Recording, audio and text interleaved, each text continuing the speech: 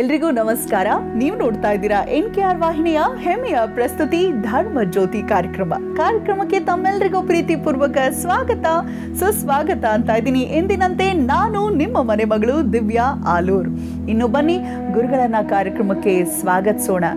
ಶುಭ ಮಾಸ ಇದು. ಶ್ರಾವಣ ಮಾಸದ ಮಂಗಳವಾರದ ದಿನದಂದು ಯಾವ ಮಂಗಳಕರ ಮಾಹಿತಿಯನ್ನ ಗುರುಗಳು ನೀಡಲಿದ್ದಾರೆ ತಿಳಿಯೋಣ. ಅದಕ್ಕೂ ಮುಂಚೆ ಗುರುಗಳನ್ನ ಕಾರ್ಯಕ್ರಮಕ್ಕೆ ಸ್ವಾಗತಿಸ್ಬಿಡೋಣ. ಶ್ರೀಯುತರು ಆಧ್ಯಾತ್ಮಿಕ ಚಿಂತಕರು, ವೇದಾಗಮ ಪಂಡಿತರು, ಹೆಸರಾಂತ ಜ್ಯೋತಿಷಿಗಳು, ವಾಚಸ್ಪತಿ ಗುರುಗಳೇ ನಮಸ್ಕಾರ. ಕಾರ್ಯಕ್ರಮಕ್ಕೆ ಹೃತ್ಪೂರ್ವಕ ಸ್ವಾಗತ. ನಮಸ್ಕಾರ ಮತ್ತು ಧನ್ಯವಾದ. ಗುರುಗಳೇ, ಮೊದಲಿಗೆ ಪಂಚಾಂಗ ಶ್ರವಣ ಮಾಡೋಣವಾ? ಓಂ ದೇವೀಂ ವಾಚಮಜನಯಂತ ದೇವಾಃ ತಾಂ ವಿಶ್ವರೂಪಾಃ ಪಶವೋ ವದಂತಿ ಸಾ नो ಮಂದ್ರೇಶಮೋರ್ಜಂದುಹಾನ ಧೇನುರ್ವಾಗಸ್ಮಾನುಪಸುಷ್ಟುತೈತು ಸರ್ವಮಂಗಲಮಾಂಗಲ್ಯೇ ಶಿವೆ ಸರ್ವಾರ್ಥಸಾಧಿಕೆ ಶರಣ್ಯೇ ತ್ರ್ಯಂಬಕೆ ಗೌರಿ ನಾರಾಯಣಿ ನಮೋಸ್ತುತೆ. ನಮಃ ಶಾಂತಾಯ ದಿವ್ಯಾಯ ಸತ್ಯಧರ್ಮಸ್ವರೂಪಿಣೆ ಸ್ವಾನಂದಾಮೃತತೃಪ್ತಾಯ ಶ್ರೀಧರಾಯ ನಮೋ ನಮಃ. ಓಂ. ಎಲ್ಲ ವೀಕ್ಷಕರಿಗೂ ಇವತ್ತಿನ ಧರ್ಮಜ್ಯೋತಿ ಕಾರ್ಯಕ್ರಮಕ್ಕೆ ಹೃತ್ಪೂರ್ವಕವಾದಂಥ ಸ್ವಾಗತವನ್ನು ಕೋರ್ತೇನೆ. ಹಾಗೆಯೇ ಯಾರ್ಯಾರು ಈ ಒಂದು ಆಗಸ್ಟ್ ತಿಂಗಳ 5ನೇ ತಾರೀಕಿನ ದಿವಸ ನಿಮ್ಮ ಹುಟ್ಟಿದ ಹಬ್ಬ ಮತ್ತು ವಿವಾಹ ವಾರ್ಷಿಕೋತ್ಸವಾದಿ ಮಂಗಳಾಚರಣೆಯಲ್ಲಿದ್ದೀರಾ, ನಿಮಗೆಲ್ಲರಿಗೂ ಕೂಡ ಶುಭಾಶಯಗಳು. ಭಗವಂತ ನಿಮ್ಮೆಲ್ಲರ ಇಷ್ಟಾರ್ಥಗಳನ್ನು ಈಡೇರಿಸಲಿ, ನಿಮ್ಮನ್ನು ಎಲ್ಲ ಕಷ್ಟ ಕಾರ್ಪಣ್ಯಗಳಿಂದ ಹೊರಗೆ ತಗೊಂಡು ಬರಲಿ ಅಂತ ಹೇಳಿ ಅವನಲ್ಲಿ ಪ್ರಾರ್ಥನೆಯನ್ನು ಮಾಡ್ತಾ ಇವತ್ತಿನ ಪಂಚಾಂಗ ಮತ್ತು ಗ್ರಹಸ್ಥಿತಿಯ ಕಡೆಗೆ ಕೂಡ ಗಮನ ಹರಿಸೋಣ. ಇವತ್ತು ಸ್ವಸ್ತಿ ಶ್ರೀ ವಿಶ್ವಾವಸುನಾಮ ಸಂವತ್ಸರದ ದಕ್ಷಿಣಾಯನ ವರ್ಷ ಋತು ಶ್ರಾವಣ ಮಾಸದ ಶುಕ್ಲ ಪಕ್ಷದ ಏಕಾದಶಿಯ ದಿನ ಮಂಗಳವಾರ. ಇವತ್ತು ಜ್ಯೇಷ್ಠ ನಕ್ಷತ್ರ ಇದೆ, ಅಂದರೆ ವೃಶ್ಚಿಕ ರಾಶಿಯಲ್ಲಿರ್ತಕ್ಕಂಥವನು ಚಂದ್ರ. ಮಧ್ಯಾಹ್ನದ ನಂತರ ಚಂದ್ರನ ಪ್ರಯಾಣ ಧನು ರಾಶಿಗಾಗ್ತದೆ. ಅಂದರೆ ಇವತ್ತು 2 ರಾಶಿಗಳಲ್ಲಿ ಚಂದ್ರನ ಸಂಚಾರ ಇರತಕ್ಕಂಥದ್ದು. ಜೊತೆಯಲ್ಲಿ ಇವತ್ತಿರ್ತಕ್ಕಂಥದ್ದು ವೈಧೃತಿ ಅನ್ನುವಂತಹ ಯೋಗ ಇದೆ, ಹಾಗೆಯೇ ಭದ್ರ ಅನ್ನುವಂತಹ ಕರಣ ಇದೆ. ಇದು ಇವತ್ತಿನ ಪಂಚಾಂಗ. ಇದರ ಜೊತೆಯಲ್ಲಿ ಇವತ್ತು ಏನು ವಿಶೇಷ ಅಂತ ಹೇಳಿ ಒಂದು ಸಾರಿ ಇವತ್ತಿನ ಗ್ರಹಸ್ಥಿತಿ ಅಥವಾ ಗ್ರಹಗತಿಗಳನ್ನು ನೋಡಲಿಕ್ಕೆ ಹೊರಟ್ರೆ, ಇವತ್ತು ಮೇಷ ಮತ್ತು ವೃಷಭ ರಾಶಿಗಳಲ್ಲಿ ಯಾವುದೇ ಗ್ರಹಗಳ ಸಂಚಾರ ಇಲ್ಲ. ಮಿಥುನ ರಾಶಿಯಲ್ಲಿ ಗುರು ಶುಕ್ರರಿದ್ದಾರೆ, ಕರ್ಕಾಟಕ ರಾಶಿಯಲ್ಲಿ ಬುಧಾದಿತ್ಯರಿದ್ದಾರೆ, ಸಿಂಹ ರಾಶಿಯಲ್ಲಿ ಕೇತು ಇದ್ದಾನೆ, ಕನ್ಯಾ ರಾಶಿಯಲ್ಲಿ ಮಂಗಳ ಇದ್ದಾನೆ, ತುಲಾ ರಾಶಿಯಲ್ಲಿ ಯಾವುದೇ ಗ್ರಹಗಳಿಲ್ಲ. ಮಧ್ಯಾಹ್ನದವರೆಗೆ ವೃಶ್ಚಿಕ ರಾಶಿಯಲ್ಲಿ ಚಂದ್ರ, ಆನಂತರ ಧನು ರಾಶಿಗೆ ಚಂದ್ರ ಬರ್ತಾನೆ. ಮಕರ ರಾಶಿಯಲ್ಲಿ ಯಾವುದೇ ಗ್ರಹಗಳಿಲ್ಲ. ಕುಂಭ ರಾಶಿಯಲ್ಲಿ ರಾಹು ಮತ್ತು ಮೀನ ರಾಶಿಯಲ್ಲಿ ಶನೈಶ್ಚರನ ಸಂಚಾರ ಇರತಕ್ಕಂಥದ್ದು. ಇದು ಇವತ್ತಿನ ಗ್ರಹಸ್ಥಿತಿ. ಇದರ ಜೊತೆಯಲ್ಲಿ ಶ್ರಾವಣ ಮಾಸದ ಈ ಮಂಗಳವಾರದ ದಿವಸ ಯಾರ್ಯಾರು ಮಂಗಳಗೌರಿ ವ್ರತವನ್ನು ಆಚರಣೆ ಮಾಡ್ತಾ ಇದ್ದೀರಿ ಅಂತ ಎಲ್ಲ ನನ್ನ ತಾಯಂದಿರಿಗೆ ಆ ಮಂಗಳಗೌರಿಯ ಅನುಗ್ರಹ ಸದಾಕಾಲವೂ ಇರಲಿ ಅಂತ ಹೇಳಿ ನಾನು ಹಾರೈಸ್ತೇನೆ. ಈಗ ಗುರುಗಳೇ, ಯಾವ ರಾಶಿಯವರ ಒಂದು ಸ್ಥಿತಿ ಸುಸ್ಥಿತಿಯಲ್ಲಿರುತ್ತೆ, ಇನ್ನು ಯಾರೆಲ್ಲ ಸ್ವಲ್ಪ ಎಚ್ಚರಿಕೆ ವಹಿಸಬೇಕು, ದಯಮಾಡಿ ತಿಳಿಸ್ಕೊಡಿ ದಿನ ಭವಿಷ್ಯದಲ್ಲಿ. ಇದರಲ್ಲಿ ಮೊಟ್ಟ ಮೊದಲನೇದಾಗಿ ಮೇಷರಾಶಿಯವರ ಇವತ್ತಿನ ದಿನಸ್ಥಿತಿಯನ್ನು ನೋಡೋಣ. ಇವತ್ತು ಮೇಷರಾಶಿಯವರಿಗೆ ಆರಂಭದ ಹಂತದಲ್ಲಿರ್ತಕ್ಕಂತಹ ಚಂದ್ರಾಷ್ಟಮ ಯೋಗ ಅಂತಕ್ಕಂಥದ್ದು ಆನಂತರ ಕ್ಲಿಯರ್ ಆಗ್ತದೆ. ಅಂದರೆ ವೃಶ್ಚಿಕ ರಾಶಿಗೆ ಚಂದ್ರನ ಪ್ರವೇಶ ಏನಿದೆ ಅದಾಗಿಲಿಂದ ಇರ್ತಕ್ಕಂಥ ಒಂದು ಸ್ಥಿತಿ ಇದೆಯಲ್ಲ, ಸ್ವಲ್ಪ ಹೊಟ್ಟೆಯ ಆರೋಗ್ಯದ ವಿಚಾರದಲ್ಲಿ ಅವೆಲ್ಲ ಕೂಡ ಮಧ್ಯಾಹ್ನದ ನಂತರದಲ್ಲಿ ಸ್ವಲ್ಪ ಚೇತರಿಕೆಯನ್ನು ಕಾಣ್ತದೆ. ಆ ನಂತರದಲ್ಲಿ ಭಾಗ್ಯಸ್ಥಾನದಿಂದ ತೃತೀಯಕ್ಕೆ ದೃಷ್ಟಿ, ಯಾರೋ ಒಡಹುಟ್ಟಿದವರು ಅಣ್ಣ ತಂಗಿ ಅಥವಾ ಅಕ್ಕ ತಮ್ಮ ಇತ್ಯಾದಿಗಳೇನಿದ್ದಾರೆ ಅವರುಗಳ ಪರಸ್ಪರ ಭೇಟಿ ಆಗ್ತಕ್ಕಂಥದ್ದು ಗುರು ಶುಕ್ರ, ಹೆಚ್ಚಾಗಿ ಅಣ್ಣ ಅಥವಾ ಅಕ್ಕಂದಿರ ಭೇಟಿಯನ್ನು ಊಹಿಸಬಹುದಾಗಿದೆ. ಶುಭ ಸಮಾಚಾರಗಳು, ಒಂದು ಒಳ್ಳೆಯ ದಿನಚರಿ, ಇವತ್ತಿನ ಒಂದು ದಿನವನ್ನು ಒಳ್ಳೆಯ ರೀತಿಯಲ್ಲಿ ಕಳೀಲಿಕ್ಕೆ ಅನುಕೂಲವಾಗ್ತಕ್ಕಂಥದ್ದು. ಪಂಚಮ ಸ್ಥಾನಕ್ಕೆ ಸಂಬಂಧಪಟ್ಟಿರ್ತಕ್ಕಂಥದ್ದು ಶಿವ ಮತ್ತು ಗಣೇಶ, ಹಾಗಾಗಿ ಶಿವ ಮತ್ತು ಗಣಪತಿಯರನ್ನು ಇವತ್ತು ಧ್ಯಾನ ಮಾಡಿಕೊಳ್ಳಿ, ಶುಭವಾಗಲಿ ಅಂತ ಹಾರೈಸ್ತೀನಿ. ಮುಂದಿಂದು ವೃಷಭ ರಾಶಿ. ವೃಷಭ ರಾಶಿಯವರಿಗೆ ಇವತ್ತು ರಾಶ್ಯಾಧಿಪತಿ ಮತ್ತು ಅಷ್ಟಮಾಧಿಪತಿಗಳ ಬಾಧೆ. ರಾಶ್ಯಾಧಿಪತಿ ಮತ್ತು ಅಷ್ಟಮಾಧಿಪತಿಗಳು ಯಾರು ಅಂತಂದರೆ ಗುರು ಶುಕ್ರರು, ಅದಕ್ಕೆ ಸರಿಯಾಗಿ ತೃತೀಯಾಧಿಪತಿಯಾಗಿರ್ತಕ್ಕಂಥ ಚಂದ್ರನ ದೃಷ್ಟಿ. ಹಾಗಾಗಿ ಅಲ್ಲಿ ಏನಾಗ್ತದೆ, ಪರಸ್ಪರ ವಿರೋಧಿಗಳು. ದುಡ್ಡು ಕಾಸಿನ ವಿಷಯದಲ್ಲಿ ಒಡಹುಟ್ಟಿದವರಲ್ಲಿ ಒಡಕಾಗ್ತಕ್ಕಂಥ ಸಾಧ್ಯತೆ, ಅದರಲ್ಲೂ ವಿಶೇಷವಾಗಿ ಹೆಣ್ಣು ಮಕ್ಕಳಿಗೆ ಇದು ಹೆಚ್ಚು ಬಾಧೆಯನ್ನು ಕೊಡುವಂಥ ಲಕ್ಷಣಗಳು ಉಂಟು. ಹಾಗಾಗಿ ಒಡಹುಟ್ಟಿದವರ ಜೊತೆಯಲ್ಲಿ ಹಣದ ವ್ಯವಹಾರ ಸರಿಯಲ್ಲ. ಯಾಕೆ ಅಂತಂದರೆ ಉತ್ತಮಂ ಸ್ವಾರ್ಜಿತಂ ವಿತ್ತಂ ಮಧ್ಯಮಂ ಪಿತ್ರಾರ್ಜಿತಂ ಅಧಮಂ ಭ್ರಾತೃವಿತ್ತಂಚ ಸ್ತ್ರೀವಿತ್ತಂ ಅಧಮಾಧಮಂ ಅಂತ ಹೇಳ್ತದೆ ಅರ್ಥಶಾಸ್ತ್ರದಲ್ಲಿ. ಹಾಗಾಗಿ ಹೆಣ್ಣು ಮಕ್ಕಳಿಂದ ಹಣವನ್ನು ಇಸ್ಕೊಳ್ಳೋದಲ್ಲ, ನಾವು ಕೊಡಬೇಕು ನಮ್ಮ ಮನೆ ಹೆಣ್ಣು ಮಕ್ಕಳಿಗಲ್ವಾ. ಹಾಗಾಗಿ ಅಂತಹ ಸಂದರ್ಭದಲ್ಲಿ ವಾದ ವಿವಾದಗಳನ್ನು ಮಾಡಿಕೊಳ್ಳದೆ ವಿಶ್ವಾಸದಿಂದ ಬಗೆಹರಿಸ್ಕೊಳ್ತಕ್ಕಂಥದ್ದು ತುಂಬ ಉತ್ತಮ. ಅದರಲ್ಲೂ ತೃತೀಯಾಧಿಪತಿ ಅಷ್ಟಮದಲ್ಲಿರ್ತಕ್ಕಂಥ ಸಂದರ್ಭದಲ್ಲಿ ಗುರುವಿನ ಅನುಗ್ರಹವನ್ನು ತಗೊಂಡಷ್ಟು ಒಳ್ಳೆಯದು. ಹಾಗಾಗಿ ಗುರುವನ್ನು ಧ್ಯಾನ ಮಾಡಿ ನಿಮಗೆ ಇಷ್ಟವಾಗ್ತಕ್ಕಂಥ ಯಾವುದಾದ್ರೂ ಒಂದು ಗುರುವನ್ನು ದರ್ಶನ ಮಾಡ್ಕೊಂಡು ಬನ್ನಿ. ಶುಭವಾಗಲಿ ಅಂತ ಹಾರೈಸ್ತೀನಿ. ಮುಂದಿಂದು ಮಿಥುನ ರಾಶಿ. ಮಿಥುನ ರಾಶಿಯಲ್ಲಿ ಇವತ್ತು ವೈರುಧ್ಯ ಯೋಗಕ್ಕೆ ದ್ವಿತೀಯಾಧಿಪತಿಯ ದೃಷ್ಟಿ. ವೈರುಧ್ಯ ಯೋಗ ಅಂದರೆ ರಾಶಿಯಲ್ಲಿರ್ತಕ್ಕಂಥ ಗುರು ಶುಕ್ರರು ನಿಮ್ಮ ಬುದ್ಧಿವಂತಿಕೆ ಎಲ್ಲ ಇವತ್ತು ಕೈ ಕೊಡೋದೇ ಜಾಸ್ತಿ ಅಂತ ಕಾಣಿಸ್ತದೆ. ಯಾಕೆ ಅಂತಂದರೆ ನೀವು ತುಂಬ ಜಾಣರು ಹೌದು, ಬುದ್ಧಿವಂತರು ಹೌದು, ಟೈಮ್ ನೋಡಿ ವ್ಯವಹಾರ ಮಾಡ್ತಕ್ಕಂಥವ್ರು ಹೌದು, ಎಲ್ಲ ಹೌದು. ಆದರೆ ಇವತ್ತಿನ ಗ್ರಹಸ್ಥಿತಿ ಅದಕ್ಕೆ ಅನುಕೂಲಕರವಾಗಿಲ್ಲ. ವ್ಯಯಸ್ಥಾನಕ್ಕಿರ್ತಕ್ಕಂತಹ ಶನೈಶ್ಚರನ ದೃಷ್ಟಿಗೆ ಸರಿಯಾಗಿ ದ್ವಿತೀಯಾಧಿಪತಿ ಕೂಡ ಇರ್ತಕ್ಕಂಥದ್ದು, ಅವನಿಗೆ ಕೂಡ ಶನೈಶ್ಚರನ ದೃಷ್ಟಿ. ಸ್ವಲ್ಪ ಹಣಕಾಸಿನ ವಿಷಯದಲ್ಲಿ ತೊಂದರೆ ಆಗಬಹುದು. ನಷ್ಟದ ಜೊತೆಯಲ್ಲಿ ಹೊಸ ಪಾಲುದಾರರು ಹುಟ್ಕೊಳ್ತಕ್ಕಂಥ ಸಾಧ್ಯತೆ ಕೂಡ ಇದೆ. ಸಪ್ತಮ ಅಂತಂದರೆ ಇನ್ವೆಸ್ಟ್ಮೆಂಟ್ ಅಂತ ಅರ್ಥ. ಹಾಗಾಗಿ ಆ ಇನ್ವೆಸ್ಟ್ಮೆಂಟಿಗೆ ಸಂಬಂಧಪಟ್ಟು ಹೊಸ ಪಾಲ್ದಾರಿಕೆಗೆ ಯಾರೋ ಬರ್ತಕ್ಕಂಥ ಸಾಧ್ಯತೆ, ಅಥವಾ ಅಲ್ಲಿರ್ತಕ್ಕಂತಹ ಬುಧಾದಿತ್ಯ ಯೋಗ ಧನಸ್ಥಾನದಲ್ಲಿ. ಹಾಗಾಗಿ ಆರ್ಥಿಕ ವ್ಯವಹಾರಗಳಲ್ಲಿ ಸರ್ಕಾರದಿಂದ ಚಾಟಿ ಏಟಿ ಏನಾದರೂ ಬಿದ್ದಿದ್ರೆ ಟ್ಯಾಕ್ಸ್ ರೂಪದಲ್ಲಿ ಅದೊಂದು ಸ್ವಲ್ಪ ಇವತ್ತು ಬಿಸಿ ಆಗಬಹುದು. ಕಾರಣ ವಾಕ್ಸ್ಥಾನಾಧಿಪತಿ ಕೂಡ ಅವನೇನೆ. ಹಾಗಾಗಿ ಸ್ವಲ್ಪ ಎಚ್ಚರಿಕೆಯಿಂದ ಇರ್ತಕ್ಕಂಥದ್ದು ಸೂಕ್ತ. ಯೋಗ್ಯವಾದ ರೀತಿಯಲ್ಲಿ ವ್ಯವಹರಿಸಿ ಮತ್ತು ಸೂರ್ಯನಿಗೆ ಸಂಬಂಧಪಟ್ಟು ಆರಾಧನೆ ಶಿವನಂತು. ಹಾಗಾಗಿ ಶಿವನ ಆರಾಧನೆ ಮಾಡಿಕೊಳ್ಳಿ, ಶುಭವಾಗಲಿ. ಮುಂದಿಂದು ಕರ್ಕಾಟಕ ರಾಶಿ. ಕರ್ಕಾಟಕ ರಾಶಿಯವರಿಗೆ ಕೂಡ ಇವತ್ತಿನ ದಿನ ತಕ್ಕ ಮಟ್ಟಿಗೆ ಚೆನ್ನಾಗಿಯೇ ಇದೆ. ರಾಶ್ಯಾಧಿಪತಿ ಷಷ್ಠದಲ್ಲಿದ್ದರೂ ಕೂಡ ಅವನು ಯೋಗಕಾರಕನಾಗ್ತಾನೆ. ಆದರೆ ಶುಕ್ರನ ದೃಷ್ಟಿ ಇರ್ತಕ್ಕಂಥದ್ದು ಅವನಿಗೆ. ಹಾಗಾಗಿ ಸ್ವಲ್ಪ ಮಟ್ಟಿಗೆ ಶುಕ್ರನ ಅನುಗ್ರಹವನ್ನು ತಗೊಳ್ತಕ್ಕಂಥದ್ದು ಸೂಕ್ತ. ಶುಕ್ರ ಕರ್ಕಾಟಕ ರಾಶಿಗೆ ಶುಕ್ರ 4 ಮತ್ತು 11ನೇ ಮನೆಯ ಅಧಿಪತಿ ಆಗ್ತಾನೆ. 11, 4 ಎಷ್ಟಾಯಿತು? 15 ಅಲ್ವಾ? ಒಟ್ಟಾಗಿ ಸೇರಿದಾಗ 6 ಆಗ್ತದೆ. ಕರ್ಕಾಟಕದಿಂದ 6ನೇ ರಾಶಿಯಲ್ಲಿ ಚಂದ್ರ ಇರೋದು. ಹಾಗಾಗಿ ಇದು ಬಾಧಕ ಅಂತ ಹೇಳ್ತೇವೆ. ಹಾಗಾಗಿ ಇಲ್ಲಿ ಬಾಧಕ ಅಂತಕ್ಕಂಥ ಬಾಧಾ ನಿವೃತ್ತಿಗೋಸ್ಕರವಾಗಿ ನೀವೇನು ಮಾಡಬೇಕು? ದುರ್ಗಾ ಪರಮೇಶ್ವರಿಯನ್ನು ಆರಾಧನೆ ಮಾಡಿದಲ್ಲಿ ಶುಭವಾಗ್ತದೆ. ಗುರುಗಳೇ, ಶ್ರಾವಣ ಮಾಸದಲ್ಲಿ ಬರುವಂಥ ಈ ಮಂಗಳವಾರದಂದು ಯಾವ ವಿಶೇಷವಾದ ಕ್ಷೇತ್ರಕ್ಕೆ ನಮ್ಮನ್ನು ಕರ್ಕೊಂಡು ಹೋಗ್ತಾ ಇದ್ದೀರಾ? ಇದು ಒಂದು ವಿಶಿಷ್ಟವಾದಂತಹ ಕ್ಷೇತ್ರ. ಇಲ್ಲಿ ಹುತ್ತಕ್ಕೆ ಪೂಜೆ, ಹುತ್ತ ಇರ್ತಕ್ಕಂಥದ್ದು. ಪರಮ ದೈವ ಭಕ್ತಿ ಆಗಿರ್ತಕ್ಕಂಥ ಒಬ್ಬ ಹೆಣ್ಣು ಮಗಳು, ಆಕೆ ಹೆಸರು ಸ್ವರ್ಣಾಂಬ ಅಂತ, ಸುವರ್ಣ ಅಂಬ ಅಂತ ಕರಿತಾ ಇರ್ತಾರೆ. ಕುಲೀನ ಮನೆತನದಲ್ಲಿ ಹುಟ್ಟಿ ಯೋಗ್ಯವಾದ ರೀತಿಯಲ್ಲಿ ಬಾಳ್ತಾ ಇದ್ದಂಥವಳು. ಶಿವನ ಮಹಾಭಕ್ತೆ. ಪ್ರತಿನಿತ್ಯ ದೇವಸ್ಥಾನಕ್ಕೆ ಹೂವುಗಳನ್ನು ಕೊಡೋದು, ಆ ಶಿವನ ಮಂದಿರವನ್ನು ಸ್ವಚ್ಛ ಮಾಡೋದು, ಅಲ್ಲಿ ರಂಗೋಲಿ ಹಾಕೋದು, ಪೂಜೆಗೆಲ್ಲ ವ್ಯವಸ್ಥೆ ಮಾಡಿಡೋದು ಇತ್ಯಾದಿಗಳನ್ನೆಲ್ಲ ಮಾಡ್ತಾ ಇದ್ದಂಥವಳು. ಸುಮಾರು ಒಂದು 16-18 ವರ್ಷ ವಯಸ್ಸಿನ ಹೆಣ್ಣುಮಗಳು, ಪರಮಶಿವ ಭಕ್ತಿ ಆಗಿದ್ದಂಥ. ಒಂದು ದಿನ ಏನಾಗ್ತದೆ, 2 ಜನ ದುಷ್ಟರು ಅವಳನ್ನು ನೋಡ್ತಾರೆ. ದುಷ್ಟರು ಅವಳನ್ನು ನೋಡಿದವರು ಅವಳನ್ನು ಹಿಡಿಬೇಕು ಅಂತ ಹೊಂಚಾಕ್ತಾರೆ. ಅನೇಕ ದಿನಗಳ ಕಾಲ ಅವಳನ್ನು ಹಿಡಿಯುವಂಥ ಎಲ್ಲ ಪ್ರಯತ್ನಗಳನ್ನು ಮಾಡಿದ್ರು, ಆಕೆ ಸಿಗೋದಿಲ್ಲ. ಒಂದು ದಿನ ಇವರು ಹೊಂಚಾಕಿ ಕಾದುಬಿಟ್ಟು ಅವಳನ್ನು ಹಿಡಿತಾರೆ. ಹಿಡಿದಾಗ ಅವಳು ಅಂದರೆ ಇನ್ನೇನು ಹಿಡ್ಕೊಳ್ಬೇಕು ಅನ್ನೋಷ್ಟೊತ್ತಿಗೆ ಅವಳಿಗೆ ಗೊತ್ತಾಗ್ತದೆ, ತಪ್ಪಿಸ್ಕೊಳ್ಳೋದಕ್ಕೆ ಓಡಿ ಹೋಗ್ತಾಳೆ. ಓಡಿದಾಗ ಎಲ್ಲೂ ಅಡಕ್ಕೊಳ್ಳೋಕೆ ಅವಕಾಶ ಇರಲ್ಲ. ಅಲ್ಲೊಂದು ಹುತ್ತ ಕಾಣಿಸ್ತದೆ, ಅದರೊಳಗಡೆ ಹೀಗೆ ನುಗ್ಗಿಬಿಡ್ತಾಳೆ. ಹೋಗಿ ಹಿಡ್ಕೊತಾರೆ ಅವರು. ಹಿಡಿದ್ರೆ ಏನಾಗ್ತದೆ, ಜಡೆಯ ಕೂದಲಷ್ಟೇ ಉಳಿದ್ಬಿಟ್ಟು ಒಳಗಡೆ ಹೋಗಿ ಮಾಯ ಆಗಿಬಿಡ್ತಾಳೆ. ಆ ಹುತ್ತಕ್ಕೆ ಇವತ್ತಿಗೂ ಸಹ ಪೂಜೆ ನಡೀತಾ ಇರ್ತಕ್ಕಂಥದ್ದು. ಮುಖವಾಡವನ್ನು ಇಟ್ಟು ಆ ಹುತ್ತದಲ್ಲಿ ಆ ಕೂದಲುಗಳು ಇರತಕ್ಕಂಥ ಭಾಗ ಕೂಡ ಇವತ್ತಿಗೆ ಸ್ಪಷ್ಟವಾಗಿ ಗೋಚರಿಸ್ತದೆ. ಹಾಗಾಗಿ ಆ ಒಂದು ಹುತ್ತದ ಒಳಗಡೆ ಆಕೆ ಸೇರಿಕೊಂಡು ಶಿವೈಕ್ಯಳಾಗ್ಬಿಟ್ಲು ಅಂತ. ಪಾರ್ವತಿಯ ಅವತಾರ ಅಂತ ಕೂಡ ಆಕೆಯನ್ನು ಕರೀತಾರೆ. ಆಮೇಲೆ ಆ ಊರಿನವರೆಲ್ಲ ಬಂದರು, ಎಲ್ಲ ನೋಡಿದ್ರು, ಹುತ್ತದಲ್ಲಿ ಹಿಂಗೆ ಒಳಗಡೆ ಸೇರ್ಕೊಂಡು ಹೋದ್ಲು. ಅವ್ರು 2 ಜನ ಯಾರು ಅವಳನ್ನು ಹಿಡ್ಕೊಳ್ಳೋ ಪ್ರಯತ್ನ ಮಾಡಿದ್ರು, ಅವಳು ಹುತ್ತದ ಒಳಗಡೆ ಹೋಗಿ ಸೇರ್ಕೊಳ್ತಿದ್ದಂಗೆ ಸತ್ಬಿದ್ರು. ಆ ನಂತರದಲ್ಲಿ ಆ ಒಂದು ವರ್ಗಕ್ಕೆ ಸಂಬಂಧಪಟ್ಟವ್ರು ಯಾರು ಆ ಊರೊಳಗೆ ಹೋಗಾಗೇ ಇಲ್ಲ ಇವತ್ತು.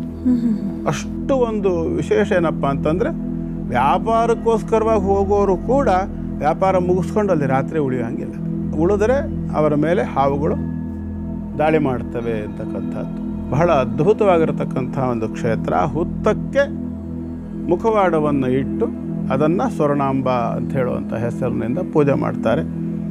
ಕಡೂರು ನಗರದಿಂದ ಒಳಗಡೆಗೆ ಹೋಗ್ತಕ್ಕಂಥ ಸಂದರ್ಭದಲ್ಲಿ 3-4 ಕಿಲೋಮೀಟರ್ ದೂರದಲ್ಲಿ ಊರಿರ್ತಕ್ಕಂಥದ್ದು ಮಲ್ಲೇಶ್ವರ ಅಂತ. ಇದು ಮಲ್ಲೇಶ್ವರಂ ಬೆಂಗಳೂರಿನಲ್ಲಿದೆ, ಅಲ್ಲಿ 0 ಇಲ್ಲ, ಬರೀ ಮಲ್ಲೇಶ್ವರ. ಇಲ್ಲ ಗುರುಗಳಿಗೆ, ಇದೂ ಮಲ್ಲೇಶ್ವರಾನೇ ಹೇಳುವಾಗ ಎಲ್ಲರೂ ಮಲ್ಲೇಶ್ವರಂ ಆಗೋಗಿದೆ ಅಲ್ವಾ. ನಮ್ಮ KR ಪುರಂ ಅಲ್ಲ, ಅದು KR ಪುರ. ಅದು ಸ್ವಲ್ಪ ಆ ಥರ ಆಗಿದೆ. ಅದು ಕಾರಣ ಏನು ಅಂತಂದರೆ ಅದು ವಾಡಿಕೆಯಲ್ಲಿ ಹಾಗೆ ಬಂದು ಹೋಗಿದೆ. ಈಗ ಬೆಂದ ಕಾಳೂರು ಹೋಗಿ ಬೆಂಗಾಳೂರು ಹೋಗಿ ಬೆಂಗಳೂರು ಬ್ಯಾಂಗ್ಳೂರೆಲ್ಲ ಅಂತೂ ಈಗ ಮತ್ತೆ ಬೆಂಗಳೂರು ಆಗ್ಲಿಕ್ಕೆ ಬಂದಿದೆಯಲ್ಲ, ಹಾಗೆ ಅದು ಮಲ್ಲೇಶ್ವರ. ಮಲ್ಲೇಶ್ವರದಲ್ಲಿರ್ತಕ್ಕಂಥ ಸ್ವರ್ಣಾಂಬ ದೇವಿಯ ದೇವಸ್ಥಾನ. ಸಂಪೂರ್ಣವಾಗಿರ್ತಕ್ಕಂಥ ಒಂದು ಆಗಮೋಕ್ತವಾದ ಶೈಲಿಯಲ್ಲಿ ಮುಂದ್ಗಡೆ ಪ್ರಾಕಾರ ಪೌಳಿಗಳಿರಬಹುದು, ಕಲ್ಯಾಣಿ ವ್ಯವಸ್ಥೆ ಇರಬಹುದು, ರಥೋತ್ಸವ ಇರಬಹುದು, ಇತ್ಯಾದಿ ಎಲ್ಲ ವಿಶೇಷ ಒಂದು ಕಾರ್ಯಗಳು ಸಹ ಅಲ್ಲಿ ನಡೀತವೆ. ಅದರಲ್ಲೂ ಸಹ ಹೆಣ್ಣು ಮಕ್ಕಳ ದೈಹಿಕ ಸಮಸ್ಯೆಗಳು ಅನೇಕ ರೀತಿಯಾಗಿರ್ತಕ್ಕಂಥ ಸಮಸ್ಯೆಗಳೇನಿರ್ತದೆ ಅಲ್ಲಿ ಹೋಗಿ ಸೇವೆ ಇತ್ಯಾದಿಗಳನ್ನು ಮಾಡಿ ಬಂದ ಪಕ್ಷದಲ್ಲಿ ಇವತ್ತಿಗೂ ಕೂಡ ಆ ತಾಯಿ ಅವರಿಗೆ ಅನುಗ್ರಹವನ್ನು ಮಾಡಿ, ಅಂದರೆ ಅಲ್ಲಿ ವಿಶೇಷವಾಗಿ ಅರಿಶಿನ ಪುಡಿಯ ಸಮರ್ಪಣೆ ಅಲ್ಲಿ ವಿಶೇಷ. ಹಾಗಾಗಿ ಆ ಅರಿಶಿನ ಪುಡಿಯನ್ನು ಸಮರ್ಪಣೆ ಮಾಡಿ ಪ್ರಾರ್ಥನೆ ಮಾಡಿಕೊಂಡು ಪ್ರಸಾದ ರೂಪವಾಗಿ ತಂದು ಅಲ್ಲಿ ಏನು ಕ್ಷೇತ್ರದಲ್ಲಿ ಅಲ್ಲಿ ಅರ್ಚಕರಿಗೆ ಪ್ರೇರಣೆ ಆಗ್ತದೆ. ಮೈಮೇಲೆ ಬರೋದು ಆವೇಶ ಆಗೋದಲ್ಲಿ ಇತ್ಯಾದಿಗಳೆಲ್ಲ ಅಲ್ಲ, ಪ್ರೇರಣೆ ಆಗೋದು. ಅವರನ್ನು ಕೊಡುವಾಗ ಕೊಟ್ಟು ಇಂಥದ್ದೊಂದು ಮಾಡಿ ಈ ಪುಡಿಯನ್ನು ಅಂತ ಹೇಳ್ತಾರೆ. ಅದನ್ನು ಸ್ವೀಕಾರ ಮಾಡಬೇಕೋ ಅಥವಾ ಹಾಲಿನಲ್ಲಿ ಹಾಕೊಂಡು ಕುಡಿಬೇಕೋ ಅಥವಾ ಎಣ್ಣೆ ಸೇರಿಸಿ ಹಚ್ಕೋಬೇಕೋ ಯಾವ ರೀತಿ ಅಂತ ಹೇಳಿ ಅದರ ಒಂದು ಉಪಯೋಗವನ್ನು ಕೂಡ ಹೇಳ್ತಾರೆ. ಆ ರೀತಿಯಾಗಿ ಅದನ್ನು ಉಪಚಾರವನ್ನು ಮಾಡಿಕೊಂಡ ಪಕ್ಷದಲ್ಲಿ, ಸೇವೆ ಇತ್ಯಾದಿಗಳನ್ನು ಮಾಡಿಕೊಂಡ ಪಕ್ಷದಲ್ಲಿ ಬಹಳ ಅದ್ಭುತವಾಗಿರ್ತಕ್ಕಂಥ ಫಲಿತಾಂಶವನ್ನು ತಗೊಂಡವರಿದ್ದಾರೆ. ಬಹಳ ಒಂದು ಸನ್ನಿಧಾನ ಇರ್ತಕ್ಕಂಥ ಕ್ಷೇತ್ರ. ಕಡೂರು ಚಿಕ್ಕಮಗಳೂರು ಜಿಲ್ಲೆ ಕಡೂರು ತಾಲೂಕಿನಲ್ಲೇ ಬರ್ತದೆ. ಕಡೂರು ಪೇಟೆಯಿಂದ ಬಹಳ ಹತ್ತಿರದಲ್ಲಿ ಒಂದು 4-5 ಕಿಲೋಮೀಟರ್ ಅಂತರದೊಳಗೆ ಬರ್ತಕ್ಕಂಥದ್ದು ಬಹಳ ಅದ್ಭುತ ಕ್ಷೇತ್ರ ಮತ್ತು ಸನ್ನಿಧಾನ, ಜಾಗೃತ ಸ್ಥಳ. ಬಹುಶಃ ಈ ಒಂದು ದೇವಿಯ ವಿಶೇಷತೆಯ ಕುರಿತಾಗಿ ತಿಳಿದುಕೊಂಡಾಗ ಒಂದು ಮಾತು ನಮ್ಮೆಲ್ಲರ ಮನಸ್ಸಿಗೆ ಬಂದೇ ಇರುತ್ತೆ. ಏನಪ್ಪಾ ಅಂದರೆ, ಸ್ವರ್ಣಾಂಬ ದೇವಿ ಅಂತ ಏನು ಗುರುಗಳು ಹೇಳಿದ್ರು, ಆಕೆ ನಮ್ಮ ನಿಮ್ಮಂತೆ ಮಾನವಳಾಗೇ ಹುಟ್ಟಿದ್ದು, ಆದರೆ ಮಹಾ ಚೈತನ್ಯಳಾಗಿ ಈಗ ಪೂಜೆಗೆ ಅರ್ಹಳಾಗಿದ್ದಾಳೆ. ಅದಕ್ಕೆ ಹಿರಿಯರು ಹೇಳಿರೋದು, ಮಂಗನಿಂದ ಮಾನವರಾಗಿದ್ದೀವಿ, ಮಾನವರಿಂದ ಮಾಧವನ ಸ್ಥಿತಿಗೆ ಹೋಗ್ಲಿಕ್ಕೆ ಸಾಧ್ಯ, ಆದರೆ ಆ ಪದ್ಧತಿಯಲ್ಲಿ ನಡಿಬೇಕು, ಎಲ್ಲರಿಗೂ ಒಳಿತನ್ನೇ ಬಯಸಬೇಕು ಅನ್ನೋದು ಗುರುಗಳ ಇವತ್ತಿನ ಆಚಾರ ವಿಚಾರ ವಿಭಾಗದಲ್ಲಿ. ನನ್ನ ಪ್ರಶ್ನೆ ಏನಪ್ಪಾ ಅಂತ ಹೇಳಿದ್ರೆ, ನನ್ನದಲ್ಲ, ಎಲ್ಲರ ಪ್ರಶ್ನೆ ಏನಪ್ಪಾ ಅಂತ ಹೇಳಿದ್ರೆ, ಹಿಂದೆಲ್ಲ ನಮಗೆ ನಮ್ಮ ತಂದೆಯ ಮನೆ ದೇವರು, ಗಂಡು ದೇವರು, ಹೆಣ್ಣು ದೇವರು ಅಂತ ಮಾತ್ರ ಪೂಜಿಸ್ತಿದ್ರು, ಗ್ರಾಮ ದೇವತೆ. ತದನಂತರ ಇಷ್ಟ ದೇವರು ಅಂತ ಕೆಲವು. ಬರ್ತಾ ಬರ್ತಾ ಬರ್ತಾ ಬರ್ತಾ ಎಷ್ಟೋ ಮನೆಗಳಲ್ಲಿ ಅವರ ಮನೆ ದೇವರು ಯಾವುದು ಅಂತಾನೆ ಮರ್ತು ಹೋಗಿರ್ತಾರೆ. ಬಹುಪಾಲು ಹೆಣ್ಣು ದೇವರನ್ನ ಮರ್ತು ಬಿಡ್ತಾರೆ. ಈಗೇನೋ ಒಂದು ಕಾಟ, ಏನೋ ಒಂಥರ ಸಿಕ್ಕಾಕೊಂಡಿರೋ ಪರಿಸ್ಥಿತಿಲಿ ಇದೀವಿ ಅಂತ ಹೇಳಿದಾಗ ನಿಮ್ಮಂಥವರು ಬಹಳಷ್ಟು ಜನ ಜ್ಯೋತಿಷ್ಯರು ಹೇಳೋವಂಥದ್ದು, ಮನೆ ದೇವರನ್ನ ನೋಡಿ ಮೊದಲಿಗೆ ಪೂಜೆ ಮಾಡಿ, ಏನು ಬಿಟ್ಟರು ಮನೆ ದೇವರು ಪೂಜೆ ಬಿಡಬಾರ್ದು ಅನ್ನೋ ಒಂದು ಮಾತಿದೆ ಅಲ್ವಾ. ನನ್ನ ಪ್ರಶ್ನೆ ಏನಪ್ಪ ಅಂದರೆ, ಈಗ ನಮ್ಮ ಮನೆಯ ಕೋಣೆಯಲ್ಲಿ ನಮ್ಮ ಇಷ್ಟದ ದೇವರು ಅಂತ ಹೇಳಿ ಬರ್ತಾ ಬರ್ತಾ ಪೀಳಿಗೆಗಳು ಬೇರೆ ಬೇರೆ ಬೇರೆ ದೇವರುಗಳನ್ನು ಆರಾಧನೆ ಮಾಡೋದು ಹೆಚ್ಚಾಗೋಗಿದೆ. ಶಿವನನ್ನೂ ಇಡ್ತೀವಿ, ವಿಷ್ಣುವನ್ನೂ ಇಡ್ತೀವಿ.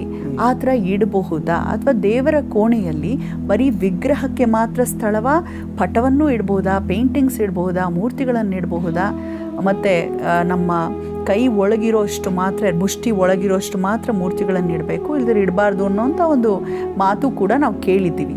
ಸೊ ಎಂತಹ ಮೂರ್ತಿಗಳನ್ನು ಇಡಬೇಕು, ಇಡಬಾರ್ದು, ಎರಡನ್ನೂ ತಿಳಿಸ್ಕೊಡಿ ಗುರು. ತುಂಬ ಜಾಸ್ತಿ ಟೈಮ್ ಬೇಕು ಇದಕ್ಕೆಲ್ಲ ವಿವರಣೆ ಕೊಡಬೇಕು ಅಂತಂದರೆ.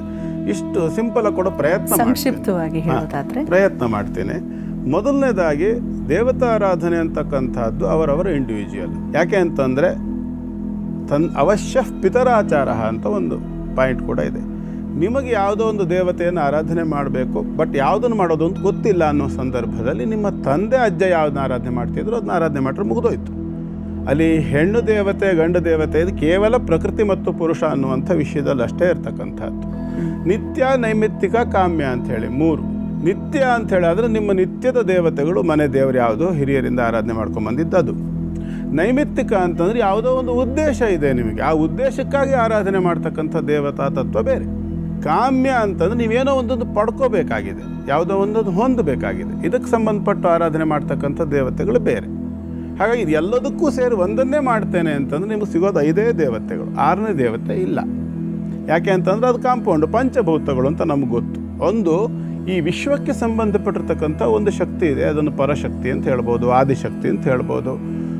ಒಬ್ಬೊಬ್ಬರು ಒಂದೊಂದು ರೀತಿಯಲ್ಲಿ ಹೇಳ್ತಾರೆ. ಒಂದೊಂದು ಪಂಥಗಳು ಹುಟ್ಟುಕೊಂಡಿದ್ದು ಆ ನಂತರದಲ್ಲಿ ಅವರವರ ಒಂದು ದಿವ್ಯವಾಗಿರ್ತಕ್ಕಂಥ ಒಂದು ಅನುಭವದ ಮೇಲೆ ಅವರವರು ತಾವು ಇದನ್ನು ಕಂಡೆವು ಅಂತೇಳಿ ಹೇಳ್ತಾರೆ ತಪಸ್ವಿಗಳೆಲ್ಲ. ಹಾಗಾಗಿ ಇದರಲ್ಲಿ ಗುಣ ಬಹಳ ಮುಖ್ಯವಾಗಿರ್ತಕ್ಕಂಥದ್ದು. ಸಾತ್ವಿಕ ದೇವತೆಗಳು, ರಾಜಸ ದೇವತೆಗಳು ಮತ್ತು ತಾಮಸ ದೇವತೆಗಳು ಅಂಥೇಳಿ. ಈ ಮಜಾ ಏನಾಗಿದೆ ಅಂತಂದರೆ ಈ ವರ್ಗ ಕೂಡ ಸಾತ್ವಿಕ, ರಾಜಸ, ತಾಮಸ ಅಂತಕ್ಕಂಥದ್ದು ದೇವತೆಗಳಿರೋದಲ್ಲ. ದೇವತೆಗಳು ಅದನ್ನು ನಾವು ಸ್ಪಷ್ಟವಾಗಿ ಹೇಳ್ತೀವಿ ನಾವು ಏನು ಅಂತಂದ್ರೆ ನಿರ್ಗುಣ ನಿರಾಕಾರ, ನಿರಾಕಾರ ಪರಬ್ರಹ್ಮ ಅಲ್ವಾ. ನಿರ್ಗುಣ ನಿರಾಕಾರ. ನಿರ್ಗುಣ ಅಂತಂದ್ರೆ ಏನು? ಯಾವುದೇ ಗುಣ ಇಲ್ಲದೆ ಇರೋದು ಅಂತಲ. ನಿರಾಕಾರ ಅಂದ್ರೆ ಯಾವುದು ಆಕಾರ ಇಲ್ಲದೆ ಇರೋದು ಅಂತಲ. ನಮ್ಮಲ್ಲಿ ಸ್ಪಷ್ಟ ಗೊತ್ತಿದೆ, ಎಲ್ಲದಕ್ಕೂ ಸಹ ಸಂಸ್ಕೃತದಲ್ಲಿ ಅಕಾರ ಅನಾಕಾರ ಅಂತ ಬರುತ್ತೆ. ಒಂದೊಮ್ಮೆ ಆಕಾರ ಅಂತ ಹೇಳಿದ್ರೆ ಅದಕ್ಕೆ ವಿರೋಧಾರ್ಥಕ ಪದ ಅನಾಕಾರ ಆಗಬೇಕು. ಆಚಾರಕ್ಕೆ ವಿರೋಧಾರ್ಥಕ ಪದ ಅನಾಚಾರ ಹೇಳಾದ ಹಾಗೆ ಆಕಾರಕ್ಕೆ ವಿರೋಧಾರ್ಥಕ ಪದ ಅನಾಚಾರ ಅಂದರೆ ಅನಾಕಾರ ಆಗಬೇಕು ಅಲ್ವಾ. ಅನಾಕಾರ ಆಗೋದಿಲ್ಲ, ನಿರಾಕಾರ ಆಗುತ್ತೆ. ಹಾಗೇನೆ ಗುಣದಲ್ಲೂ ಅಷ್ಟೇ, ಗುಣಕ್ಕೆ ವಿರುದ್ಧದ್ದು ಒಂದು ಸಗುಣ ಅಥವಾ ಅಗುಣ ಆಗಬೇಕು. ನಿರ್ಗುಣ ಹೇಗಾಯಿತು? ನಿರ್ಗತಃ ಗುಣಾನಿ ಯತ್ರ ಅಂದರೆ 3 ಗುಣಗಳನ್ನು ಒಳಗೊಳ್ಳುವ, 3 ಗುಣಗಳನ್ನು ಮೀರಿದ, ಅದು ನಿರ್ಗುಣ. ನಿರ್ಗತಃ ಗುಣಾನಿ, ಅದರ ಒಳಗಡೆ 3 ಗುಣಗಳು ಹೋಗಿದ್ದಾವೆ, 3 ದಾಟಿರೋದು ಅದು. ಅದಕ್ಕೆ ಯಾವುದೇ ಒಂದು ಪರ್ಟಿಕ್ಯುಲರ್ ಗುಣ ಅಂತಿಲ್ಲ. ಆರಾಧಕನ ಗುಣವೇ ದೇವತಾ ಗುಣ, ವಿಷಯಕ್ಕೆ ಸಂಬಂಧಪಟ್ಟಂತೆ ಆಯಿತು. ಹಾಗಾಗಿ ಸೂರ್ಯ, ಗಣಪತಿ, ಅಂಬಿಕಾ, ಶಿವ, ವಿಷ್ಣು ಈ 5ರಲ್ಲಿ ನೀವು ಯಾವುದನ್ನು ಆರಾಧನೆ ಮಾಡಿದ್ರೂ ಬರ್ತದೆ, ತೊಂದರೆ ಇಲ್ಲ. 5 ಆರಾಧನೆ ಮಾಡಬೇಕು ಅಂತ ಶಂಕರಾಚಾರ್ಯರು ಹೇಳಿದ್ದು. ಪಂಚಭೂತಾತ್ಮಕವಾಗಿರ್ತಕ್ಕಂಥದ್ದು ಅನ್ನೋ ಕಾರಣಕ್ಕೆ ಯಾವುದನ್ನು ಆರಾಧನೆ ಮಾಡಿದ್ರೂ ಬರುತ್ತೆ. ಮನೆ ದೇವರು ಅಂತ ಪರ್ಟಿಕ್ಯುಲರಾಗಿ ನಿಮ್ಗೆ ಬೇಕು ಅಂದರೆ ನಿಮ್ಮ ತಂದೆ ಅಜ್ಜ ಯಾವ್ದು ಆರಾಧನೆ ಮಾಡ್ತಿದ್ರು ಅದೇ ಆಗಬೇಕು, ಬೇರೆದು ಬರಲ್ಲ. ಮನೆ ದೇವರು ಅಂತ ಬಂದಾಗ ಮಾತ್ರ. ಗೊತ್ತಿಲ್ಲ ಆವಾಗ ಏನು ಮಾಡಬೇಕು ಅನ್ನೋದನ್ನು ಹೇಳ್ತೀನಿ. ಗೊತ್ತಿಲ್ಲ ಅಂತಿದ್ದಾಗ ನೀವೇನು ಮಾಡಿ, ಯಾವುದೋ ಒಂದು ಪರ್ಟಿಕ್ಯುಲರ್ ಒಂದು ವಿಷಯ ನಿಮಗೆ ಯಾವುದೋ ಒಂದು ಸಮಸ್ಯೆ ಇದೆ, ಆ ಸಮಸ್ಯೆಯಿಂದ ನೀವು ಹೊರಗೆ ಬರಬೇಕಾಗಿದೆ. ಆವಾಗ ನೀವೇನು ಮಾಡಿ, ಹಿರಿಯರು ಏನು ಆರಾಧನೆ ಮಾಡ್ತಿದ್ರು ಅಂತ ಒಂದು ಅಂದಾಜಂತೂ ಯಾರು ಹಿರಿಯರು ತಿಳಿಸ್ತಾರೆ. ಆವಾಗ ಅಲ್ಲಿ ಹೋಗಿ ಅದಕ್ಕೆ ಸಂಬಂಧಪಟ್ಟು ಒಂದು ಸಮರ್ಪಣೆಯನ್ನು ಮಾಡಿ, ಫಲ ಸಮರ್ಪಣೆಯನ್ನು ಮಾಡಿ, ನೀನು ನನ್ನ ಮನೆಯ ದೇವರು ಅಂತ ನಂಬಿ ನಡ್ಕೊಳ್ಬೇಕು ನಾನಿನ್ನು ಮುಂದೆ. ಹಾಗಾಗಿ ನನ್ನ ಈ ಕಾರ್ಯ ನಿಂತಿರೋದನ್ನು ಮುಂದುವರಿಯುವಂತೆ ಅನುಗ್ರಹ ಮಾಡಿದಾಗ ನಿನ್ನನ್ನು ನನ್ನ ಮನೆ ದೇವರು ಅಂತ ತೀರ್ಮಾನ ತಗೊಳ್ಳಿಕ್ಕೆ ನನಗೆ ಸುಲಭ ಆಗ್ತದೆ. ಇಂತಿಂಥ ಕಾರಣಕ್ಕಾಗಿ ನನಗಿದು ಆಗ್ತಾ ಇಲ್ಲ, ಹಾಗಾಗಿ ನಾನು ಈ ಆರಾಧನೆಯನ್ನು ನಿನಗೆ ಒಪ್ಪಿಸ್ತಾ ಇದ್ದೇನೆ, ಸ್ವೀಕಾರ ಮಾಡಿ ನೀನು ನನ್ನ ಮನೆ ದೇವರು ಅನ್ನೋದನ್ನು ನನಗೆ ಮನದಟ್ಟು ಮಾಡಿಕೊಡು. ಯಾಕೆಂದರೆ ನಿಮ್ಗೆ ಯಾರೂ ಆ ಬಗ್ಗೆ ತಿಳಿಸೋರೇ ಇಲ್ಲ ಅನ್ನೋ ಪ್ರಸಂಗದಲ್ಲಿ ಮಾತ್ರ ಇದು. ಅದಿಲ್ಲ ಹಿರಿಯರು ಯಾರಾದರೂ ಒಬ್ರು ಹೇಳಿದ್ರು ಅಂದರೆ ಅದನ್ನು ತೀರ್ಮಾನ ತಗೊಳ್ಬೇಕು ಅಂತಕ್ಕಂಥದ್ದು ಆಚಾರ. ಇದು ಒಂದಿಷ್ಟ ಆಯ್ತಲ್ಲ. ಇನ್ನೊಂದು ನೀವು ಪ್ರಶ್ನೆ ಕೇಳಿದ್ರಿ, ವಿಗ್ರಹಗಳು ನೀಡೋದು, ಫೋಟೋಗಳು ನೀಡ್ಬೋದು ಅಥವಾ ಇತ್ಯಾದಿಗಳೇನಿದೆಯಲ್ಲ ನೋಡಿ, ನಿತ್ಯಕ್ಕೆ ನಾಮಸ್ಮರಣೆ ಇತ್ಯಾದಿಗಳನ್ನು ಮಾಡ್ತಕ್ಕಂಥ ಸಂದರ್ಭದಲ್ಲಿ ನೀವು ಫೋಟೋಗಳನ್ನು ಇಡ್ಬೋದು, ವಿಗ್ರಹಗಳನ್ನು ಇಡ್ಬೋದು.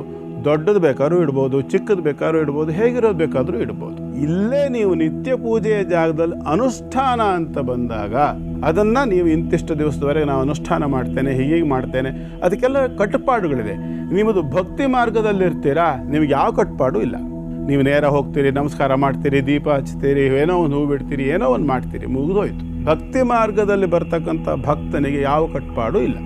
ಸಂತೋಷವಾಗಿ ಮಾಡಿ, ಏನು ತೊಂದರೆ ಇಲ್ಲ, ಯಾವ ಥರ ಬೇಕಾದರೂ ಮಾಡಿ, ಅವನು ಅಕ್ಸೆಪ್ಟ್ ಮಾಡ್ಕೊಳ್ತಾನೆ, ಆ ಪೂಜೆಯನ್ನು ಸ್ವೀಕಾರ ಮಾಡ್ತದೆ ಆ ದೇವತಾ ಶಕ್ತಿ. ಅದೇ ನೀವು ಅನುಷ್ಠಾನ ಅಂತ ಬಂದಾಗ ಮಾತ್ರ ಆಗ ನೀವು ಭಕ್ತಿ ಮಾರ್ಗದಲ್ಲಿ ಇರೋದಿಲ್ಲ, ಬದಲಾಗಿ ನೀವು ಕರ್ಮ ಮಾರ್ಗಕ್ಕೆ ಬರ್ತೀರಿ, ಮಾರ್ಗ ಚೇಂಜ್ ಮಾಡ್ತೀರಿ. ಕರ್ಮ ಮಾರ್ಗಕ್ಕೆ ಬರುವಾಗ ಆಗ ಕಂಡೀಷನ್ಸ್ ಇದೆ. ನೀವು ಸ್ನಾನ ಮಾಡಿರಬೇಕು, ತೊಳೆದ ಬಟ್ಟೆ ಹುಟ್ಟಿರಬೇಕು, ಅಭಿಷೇಕದ ವಸ್ತುಗಳಿರಬೇಕು, ತಂತ್ರಗಳು ಗೊತ್ತಿರಬೇಕು, ಮಂತ್ರಗಳು ಗೊತ್ತಿರಬೇಕು, ಘಂಟಾನಾದ ಹೇಗೆ ಮಾಡಬೇಕು, ಕಾಯಿ ಹೇಗೆ ಹೊಡಬೇಕು, ಊದುಬತ್ತಿ ಹೇಗೆ ಬೆಳಗಬೇಕು, ಅಭಿಷೇಕ ಪ್ರತಿಯೊಂದು ಷೋಡಶ ಉಪಚಾರಗಳಲ್ಲಿ ಸಂಬಂಧಪಟ್ಟು ಆವಾಹನೆ ಮುದ್ರೆಯಿಂದ ಕೂಡ ಪ್ರತಿಯೊಂದು ಮುದ್ರೆಗಳಿದೆ. ಅದಕ್ಕೆಲ್ಲ ಹೀಗೆಲ್ಲ ಮುದ್ರೆಗಳೆಲ್ಲ ಬರ್ತದೆ. ದಶಮುದ್ರಾಳಿ ಈ 10 ಮುದ್ರೆಗಳನ್ನು ಕೂಡ ನಿಮಗೆ ಮಾಡಿ ತೋರಿಸಿ ಕರೆಕ್ಟಾಗಿ ನಿಮಗೆ ಅನುಷ್ಠಾನ ಮಾಡಲಿಕ್ಕೆ ಗೊತ್ತಾ, ಆಗ ನಿಮಗೆ ಎಲ್ಲ ಕಟ್ಪಾಡು ಸಹ ಕರ್ಮ ಮಾರ್ಗದಲ್ಲಿ ಅನ್ವಯಿಸ್ತದೆ. ಇಲ್ಲ ನಾನು ಭಕ್ತಿ ಮಾರ್ಗದಲ್ಲೇ ಹೋಗ್ತೇನೆ, ಯಾವ ವಿಗ್ರಹವನ್ನು ಬೇಕಾದರೂ ಇಟ್ಕೊಳ್ಳಿ, ಏನೂ ತಪ್ಪಿಲ್ಲ. ಅದು ಅಷ್ಟೇ ಉದ್ದ ಇರಬೇಕು, ಇಷ್ಟೇ ಉದ್ದ ಇರಬೇಕು, ಏನು ಅಗತ್ಯ ಇಲ್ಲ, ಅದು ಅನಿವಾರ್ಯತೆ ಇಲ್ಲ. ಬಟ್ ಯಾವುದು ಬೇಕಾದರೂ ಇಟ್ಕೊಳ್ಳಿ, ಏನು ತಪ್ಪಿಲ್ಲ. ಆದರೆ ವಿಗ್ರಹಗಳು ಮುಕ್ಕಾಗಿರಬಾರ್ದು, ಡ್ಯಾಮೇಜ್ ಆಗಿರಬಾರ್ದು. ಸಾಧ್ಯವಾದಷ್ಟು ಶ್ರೀಚಕ್ರಾದಿ ಆ ಥರದ ಯಂತ್ರಗಳಿಂದ ದೂರ ಇರಿ. ಯಂತ್ರಗಳನ್ನು ಇಡಬೇಡಿ. ಅದರ ಬಗ್ಗೆ ಬೇಕಾದ್ರೆ ಮುಂದೆ ತಿಳಿಸ್ಕೊಡೋಣ. ಯಂತ್ರಗಳನ್ನು ಇಡಬೇಡಿ ಅಂತ ತಾವು ಹೇಳಿದ್ರಿ. ಇತ್ತೀಚೆಗೆ ನಾನೆಲ್ಲೋ ಒಂದು ಕಡೆ ಹೋದಾಗ ಕಾರ್ಯಕ್ರಮಕ್ಕೆ ಬರೋರಿಗೆ ಯಂತ್ರ ರೂಪದ ಒಂದು ನೆನಪಿನ ಕಾಣಿಕೆಯನ್ನು ಮಾಡಿ ಕೊಡ್ತಾ ಇದ್ದಾರೆ, ಅಂದ್ರೆ ಪೇಂಟಿಂಗ್ ರೂಪದಲ್ಲಿ. ಅದನ್ನ ಇರಿಸ್ಕೊಳ್ಬಹುದಾ? ಅದರಲ್ಲಿ 2 ವಿಧ ಬರ್ತದೆ. ನೀವು ಹೇಳಿದ್ರಲ್ಲಿ ಪೇಂಟಿಂಗ್ ರೂಪದಲ್ಲಿ ಅಂತ. ಪೇಂಟಿಂಗ್ ರೂಪದಲ್ಲಿ ಅಂತ ಬಂದಾಗ ಅದು ಚಿತ್ರವಾಯಿತು, ಯಂತ್ರವಾಗಲಿಲ್ಲ. ಯಂತ್ರವನ್ನು ರಚನೆ ಮಾಡೋದಕ್ಕೆ ಯಾವುದೋ ಒಂದು 5 ರೀತಿಯ ಲೋಹದ ತಗಡನ್ನು ಬಳಸಬೇಕು. ಬೆಳ್ಳಿ, ಬಂಗಾರ, ತಾಮ್ರ, ಹಿತ್ತಾಳೆ, ಇದು 4. ಮತ್ತು ಈ 4 ಸೇರಿಸಿ ಇನ್ನೊಂದು ಬರ್ತದೆಯಲ್ಲ, ಪಂಚಲೋಹ ಅಂತ ಒಂದು ಬರ್ತದೆಯಲ್ಲ, ಇದಕ್ಕೆ 5 ವಸ್ತುಗಳನ್ನು ಸೇರಿಸಿ ಬರ್ತಕ್ಕಂಥದ್ದು. ಅದು ಆ ಒಂದು ಪಂಚಲೋಹದ ತಗಡು, ಬೆಳ್ಳಿಯ ತಗಡು ಅಥವಾ ಬಂಗಾರದ ತಗಡು, ಹಿತ್ತಾಳೆ ತಗಡು ಮತ್ತು ತಾಮ್ರದ ತಗಡು, ಈ 5 ರೀತಿಯ ತಗಡುಗಳೇನು ಬರ್ತದೆ, ಇದರಲ್ಲಿ ಯಂತ್ರವನ್ನು ಬರೆಯೋದಕ್ಕೆ ಕ್ರಮ ಇದೆ. ಶಕ್ರಾಸುರ ಅನಿಲ ಹುತಾಶನ ವಾರುಣೇಶ ಭಾಗಾಶಿ ತಂತು ವಿಲಿಕೆ ರಸಕೋಣಮಂತಹ. ಅದಕ್ಕೆ ರೇಖೆ ಎಲ್ಲಿಂದ ಆರಂಭ ಆಗಬೇಕು, ಎಲ್ಲಿಗೆ ರೇಖೆ ಎಂಡ್ ಆಗಬೇಕು, ಎಲ್ಲಿ ಆ ಬರೆಯುವಂಥ ಪೆನ್ನನ್ನು ಮೇಲೆ ಎತ್ತಬೋದು. ಪೆನ್ನನ್ನು ಬಳಸೋದಿಲ್ಲ, ಅದಕ್ಕೆ ಒಂದು ಸೂಜಿಯನ್ನು ಬಳಸಬೇಕು, ಬೆಳ್ಳಿ ಅಥವಾ ಬಂಗಾರದ್ದು ಅಂತ ಹೇಳುತ್ತೆ, ದಬ್ಬಣದ ರೀತಿಯಲ್ಲಿ ಅದರಲ್ಲಿ ಬರಿಬೇಕು ಅಂತ ಹೇಳುತ್ತೆ. ಬರೆಯುವಾಗ ರೇಖೆ ಆರಂಭ ಎಲ್ಲಿ ಮಾಡಬೇಕು, ಅಂತ್ಯ ಎಲ್ಲಿ ಮಾಡಬೇಕು, ಕೋನ ಎಲ್ಲಿ ಬರಬೇಕು, ವೃತ್ತ ಎಲ್ಲಿ ಬರಬೇಕು, ದಳ ಎಲ್ಲಿ ಬರಬೇಕು, ಪ್ರಸ್ತಾರ ಎಲ್ಲಿ ಬರಬೇಕು, ಭೂಪುರ ಎಲ್ಲಿ ಬರಬೇಕು, ದ್ವಾರ ಎಲ್ಲಿ ಬರಬೇಕು, ಇಷ್ಟೆಲ್ಲ ಇದೆ ಯಂತ್ರ ಅಂದರೆ. ಸುಮ್ಮನೆ ಯಂತ್ರ ಬರೆದಿಟ್ಟಿದ್ದೆಲ್ಲ ಚಿತ್ರ ಆಗಿಬಿಡ್ತಾವೆ ಅಷ್ಟೇ, ಬಿಟ್ಟರೆ ಅದಕ್ಕೆ ಯಾವುದೇ ರೀತಿಯ ಪ್ರಾಶಸ್ತ್ಯ ಬರೋದಿಲ್ಲ. ಮತ್ತು ಇಂತಿಂತಹ ಜಾಗದಲ್ಲಿ ಇಂತಿಂತಹ ಬೀಜಾಕ್ಷರಗಳು ಅಂತ ಇದೆ. ಯಂತ್ರ ಅಂತ ಬಂದ ಕೂಡಲೇ ಅದು ವಿಧಾನವೇ ಬೇರೆ. ಅದಕ್ಕಾಗಿ ಅದು ಶಾಕ್ತ ತಂತ್ರದ ಲೆಕ್ಕಾಚಾರಕ್ಕೆ ಹೋಗ್ಬಿಡುತ್ತೆ. ಹಾಗಾಗಿ ಇದನ್ನೆಲ್ಲ ನಾವು ನೆನಪಿನಲ್ಲಿ ಇಟ್ಕೋಬೇಕು. ಯಂತ್ರಗಳನ್ನು ಇಟ್ಟು ಪೂಜೆ ಮಾಡ್ತಕ್ಕಂಥ ಸಂದರ್ಭದಲ್ಲಿ ಬಹಳ ಬಿಗಿಯಾಗಿರ್ತಕ್ಕಂಥ ಕಟ್ಟುಪಾಡಿದೆ. ಕಾರಣ ಏನು ಅಂತಂದರೆ, ಯಂತ್ರದಲ್ಲಿ ಬಳಕೆಯಾಗೋದಷ್ಟೂ ಬೀಜಾಕ್ಷರಗಳು, ವಿಶಿಷ್ಟವಾಗಿರ್ತಕ್ಕಂಥ ಸಾಮರ್ಥ್ಯ ಇರತಕ್ಕಂಥ ಬೀಜಾಕ್ಷರಗಳು. ನಾವೆಲ್ಲ ಅನೇಕ ಬೀಜಾಕ್ಷರಗಳನ್ನು ಕೇಳಿರ್ತೀವಿ. ಐಮು, ಹ್ರೀಮು, ಕ್ಲೀಮು, ಶ್ರೀಮು, ಕ್ರೀಮು, ಈ ಥರ ಎಲ್ಲ ಅನೇಕ ಬೀಜಾಕ್ಷರಗಳನ್ನು ನಾವು ಕೇಳಿರ್ತೀವಲ್ವಾ. ಈ ಬೀಜಾಕ್ಷರಗಳು ಏನು ಮಾಡ್ತವೆ, ಹೇಗೆ ಶಕ್ತಿಗಳನ್ನು ಉತ್ಪತ್ತಿ ಮಾಡ್ತವೆ, ಹೇಗೆ ಸ್ಟೋರ್ ಮಾಡ್ತವೆ ಇತ್ಯಾದಿಗಳು. ಆನಂತರ ಆ ಯಂತ್ರವನ್ನು ಚಾರ್ಜ್ ಮಾಡಬೇಕು. ಹೀಗೆಲ್ಲ ಕ್ರಮಗಳೆಲ್ಲ ಇದೆ. ಸೊ ನೀವು ಹೇಳೋ ಪ್ರಕಾರ ಯಂತ್ರಗಳನ್ನು ಯಾರೋ ಕೊಟ್ಟರು ಅಂತ ಹೇಳಿ ಸುಮ್ಮನೆ ತಗೊಂಡು ಬಂದು ಇಡುವಂಥದ್ದಲ್ಲ ಮನೆ. ಮಾಡಿ ಹಾಗೆ ಮಾಡಬೇಡಿ ಅಂತ.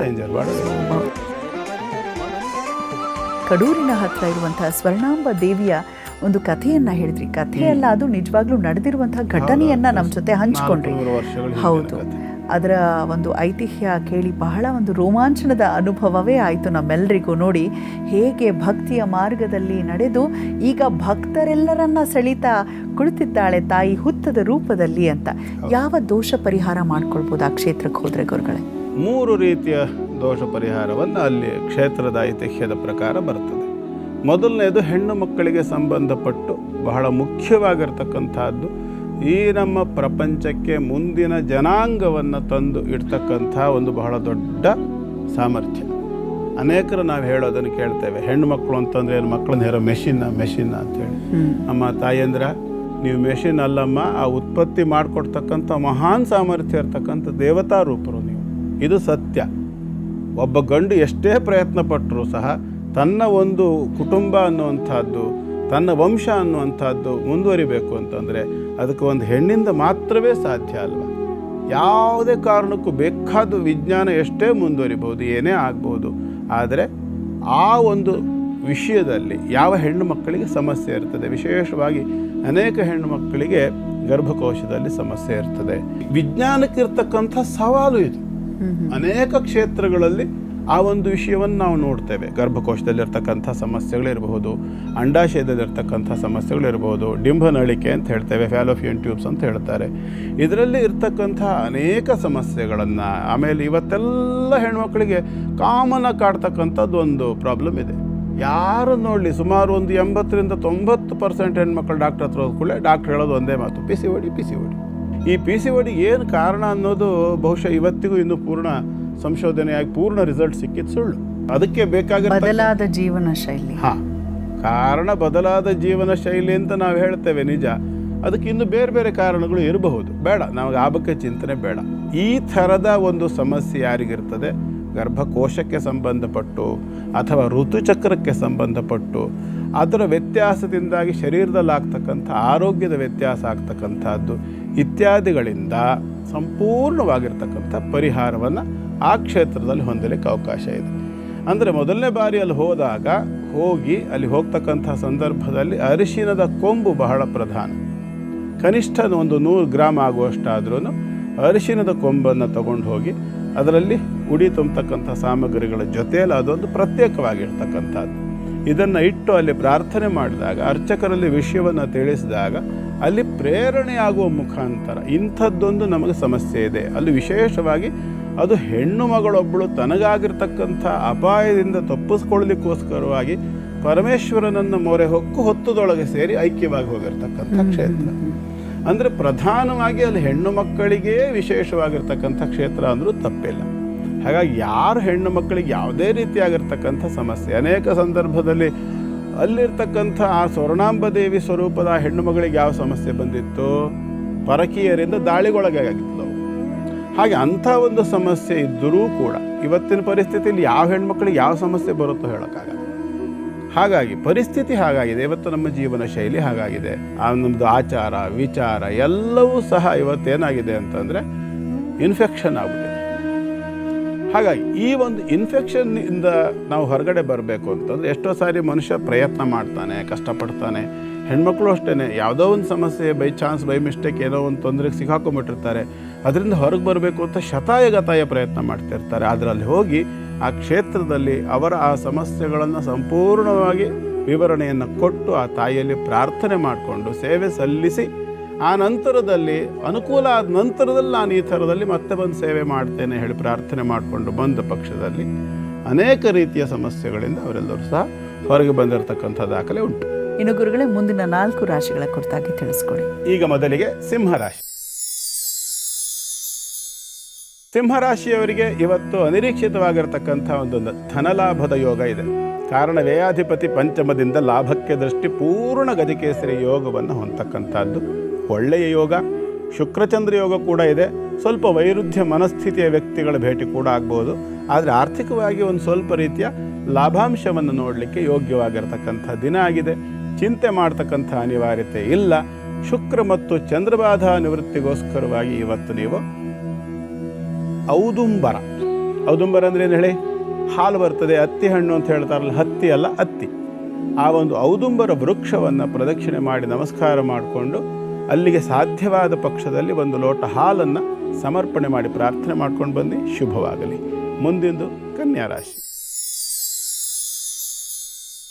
ಕನ್ಯಾರಾಶಿಯವರಿಗೆ ಕೂಡ ಇವತ್ತಿನ ದಿನ ಚೆನ್ನಾಗಿದೆ. ಲಾಭಾಧಿಪತಿ ಕರ್ಮಕ್ಕೆ ದೃಷ್ಟಿ ಕೊಡ್ತಕ್ಕಂಥದ್ದು, ರಾಶಿಯಲ್ಲಿ ಅಷ್ಟಮಾಧಿಪತಿ ಇದ್ದಾನೆ. ಹಾಗಾಗಿ ಸ್ವಲ್ಪ ಔಷಧೋಪಚಾರಗಳು ಕೂಡ ಬೇಕಾಗಬಹುದು. ಯಾವ ರೀತಿಯ ಸಮಸ್ಯೆ ಬರಬಹುದು ಅಂದರೆ ಪಿತ್ತ ವಿಕಾರ ಆಗ್ತಕ್ಕಂಥದ್ದು, ಶರೀರದ ಹೊಟ್ಟೆ ಭಾಗದಲ್ಲಿ, ಪಕ್ಕೆ, ಬೆನ್ನು ಇತ್ಯಾದಿ ಭಾಗಗಳಲ್ಲಿ ಸ್ವಲ್ಪ ಮಟ್ಟಿನ ರ್ಯಾಷಸ್ ಅಥವಾ ಗುಳ್ಳೆಗಳಾಗ್ತಕ್ಕಂಥದ್ದು, ಅಲರ್ಜಿ ಮತ್ತು ಪಿತ್ತ ವಿಕಾರದಿಂದಾಗಿ ಆಗ್ತಕ್ಕಂಥ ಸಣ್ಣ ಪುಟ್ಟ ಸಮಸ್ಯೆಗಳನ್ನು ಊಹಿಸಬಹುದಾಗಿರುತ್ತೆ. ಹಾಗಾಗಿ ಕನ್ಯಾ ರಾಶಿಯವರು ಯಾವುದರಿಂದ ಅಲರ್ಜಿ ಆಗ್ತದೆ ಅನ್ನೋದ್ರ ಬಗ್ಗೆ ಒಂಚೂರು ಗಮನ ಇಟ್ಕೋಬೇಕು. ಶರೀರದಲ್ಲಿ ಯಾವುದೋ ಒಂದು ಅಂಶದ ವ್ಯತ್ಯಾಸವಾದಾಗ ಅದಕ್ಕೆ ವಿರುದ್ಧವಾಗಿರತಕ್ಕಂತಹ ಆಹಾರವೋ ಅಥವಾ ದ್ರವ್ಯವೋ ಅಥವಾ ವಸ್ತ್ರವೋ ಯಾವುದೋ ಒಂದು ಶರೀರಕ್ಕೆ ಸ್ಪರ್ಶ ಆದಾಗ ಅಥವಾ ಒಳಗಡೆ ಇಂಟೇಕ್ ಮಾಡಿದಾಗ ಈ ಒಂದು ಸಮಸ್ಯೆ ಅಂತಕ್ಕಂಥದ್ದು ಕಾಣಿಸ್ಕೊಳ್ಬಹುದು. ಆ ವಿಚಾರಕ್ಕೆ ಎಚ್ಚರಿಕೆಯನ್ನು ವಹಿಸಿಕೊಂಡು ಔಷಧೋಪಚಾರಗಳನ್ನೇ ಮಾಡಬೇಕು. ಇದಕ್ಕೆ ಯಾವುದೇ ರೀತಿಯಾಗಿರ್ತಕ್ಕಂಥ ದೇವತಾರಾಧನೆ ಅಂತಕ್ಕಂಥದ್ದು ಬೇಡ.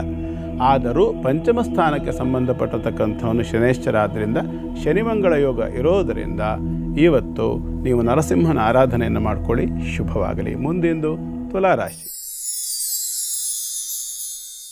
ತುಲಾರಾಶಿಯವರಿಗೆ ಇವತ್ತಿನ ದಿನ ತಕ್ಕ ಮಟ್ಟಿಗೆ ಉತ್ತಮವಾಗಿರ್ತಕ್ಕಂಥ ದಿನ. ಯಾಕೆಂದರೆ ವೃಶ್ಚಿಕ ಮತ್ತು ಧನುರಾಶಿಗಳಲ್ಲಿ, ಧನ ಮತ್ತು ತೃತೀಯ ರಾಶಿಗಳಲ್ಲಿ ಅಂತ ಹೇಳ್ಬೋದು. ಧನ ಮತ್ತು ತೃತೀಯ ರಾಶಿಗಳಲ್ಲಿ ಕರ್ಮಾಧಿಪತಿಯ ಚಂದ್ರನ ಸಂಚಾರ ಇರತಕ್ಕಂಥದ್ದು. ತೀವ್ರತರವಾಗಿರ್ತಕ್ಕಂತಹ ಸಾಲಾದಿ ಬಾಧೆಗಳಲ್ಲಿರ್ತಕ್ಕಂಥವರಿಗೆ ಇವತ್ತು ಸ್ವಲ್ಪ ಸಮಾಧಾನವನ್ನು ನೋಡಬಹುದಾಗಿರ್ತಕ್ಕಂಥ ದಿನ. ಕಾರಣ ರಾಶ್ಯಾಧಿಪತಿಯಾಗಿರ್ತಕ್ಕಂತಹ ಶುಕ್ರನೇ ಭಾಗ್ಯದಲ್ಲಿರೋದ್ರಿಂದ ಉತ್ತಮವಾದಂಥ ಒಂದು ಫಲಗಳನ್ನು ನಿರೀಕ್ಷೆ ಮಾಡಬಹುದು. ಶುಕ್ರ ಸಂಬಂಧಿತವಾಗಿ ಮಹಾಲಕ್ಷ್ಮಿಯನ್ನು ಆರಾಧನೆ ಮಾಡಿಕೊಳ್ಳಿ, ಶುಭವಾಗಲಿ. ಮುಂದೆಂದು ವೃಶ್ಚಿಕ ರಾಶಿ. ವೃಶ್ಚಿಕ ರಾಶಿಯವರಿಗೆ ಇವತ್ತು ಸ್ವಲ್ಪ ಮಟ್ಟಿನ ಬೇಸರದ ದಿನ. ರಾಶಿಯಲ್ಲಿ ಇರ್ತಕ್ಕಂತಹ ಚಂದ್ರ 2ನೇ ರಾಶಿಗೆ ಅಂದರೆ ಧನುರಾಶಿಗೆ ಪ್ರವೇಶ ಮಾಡಿದಾಗ, ಮೂಲ ನಕ್ಷತ್ರಕ್ಕೆ ಪ್ರವೇಶ ಮಾಡಿದಾಗ ಸ್ವಲ್ಪ ಮಟ್ಟಿನ ಧನಹಾನಿಯನ್ನು ವೀಕ್ಷಿಸಬೇಕಾಗತ್ತೆ. ಭಾಗ್ಯಾಧಿಪತಿಯಾಗಿ ಧನಕ್ಕೆ ಬಂದು ಧನಾಧಿಪತಿಯ ದೃಷ್ಟಿಯನ್ನು ಹೊಂದತಕ್ಕಂಥದ್ದು ಮತ್ತು ವಿಶೇಷವಾಗಿ ವ್ಯಯಾಧಿಪತಿಯ ದೃಷ್ಟಿಯನ್ನು ಕೂಡ ಹೊಂದ್ತಾನೆ. ಹಾಗಾಗಿ ಸ್ವಲ್ಪ ವ್ಯಾವಹಾರಿಕವಾಗಿ ಯಾರು ವೃಶ್ಚಿಕ ರಾಶಿಯ ಹೆಣ್ಣು ಮಕ್ಕಳಿದ್ದೀರಿ, ನೀವುಗಳು ಅದರಲ್ಲೂ ವಿಶೇಷವಾಗಿ ಇನ್ವೆಸ್ಟ್ಮೆಂಟ್ ಮಾಡ್ತೀರಲ್ಲ, ಅದರಲ್ಲೂ ವಿಶೇಷವಾಗಿ ಬ್ಯೂಟಿ ಪಾರ್ಲರ್ ಇತ್ಯಾದಿಗಳನ್ನು ನಡೆಸ್ತಕ್ಕಂಥವರು, ಅದನ್ನು ಸ್ಪೆಸಿಫಿಕೇಟ್ ಮಾಡಿ ಹೇಳ್ತಾ ಇದ್ದೇನೆ.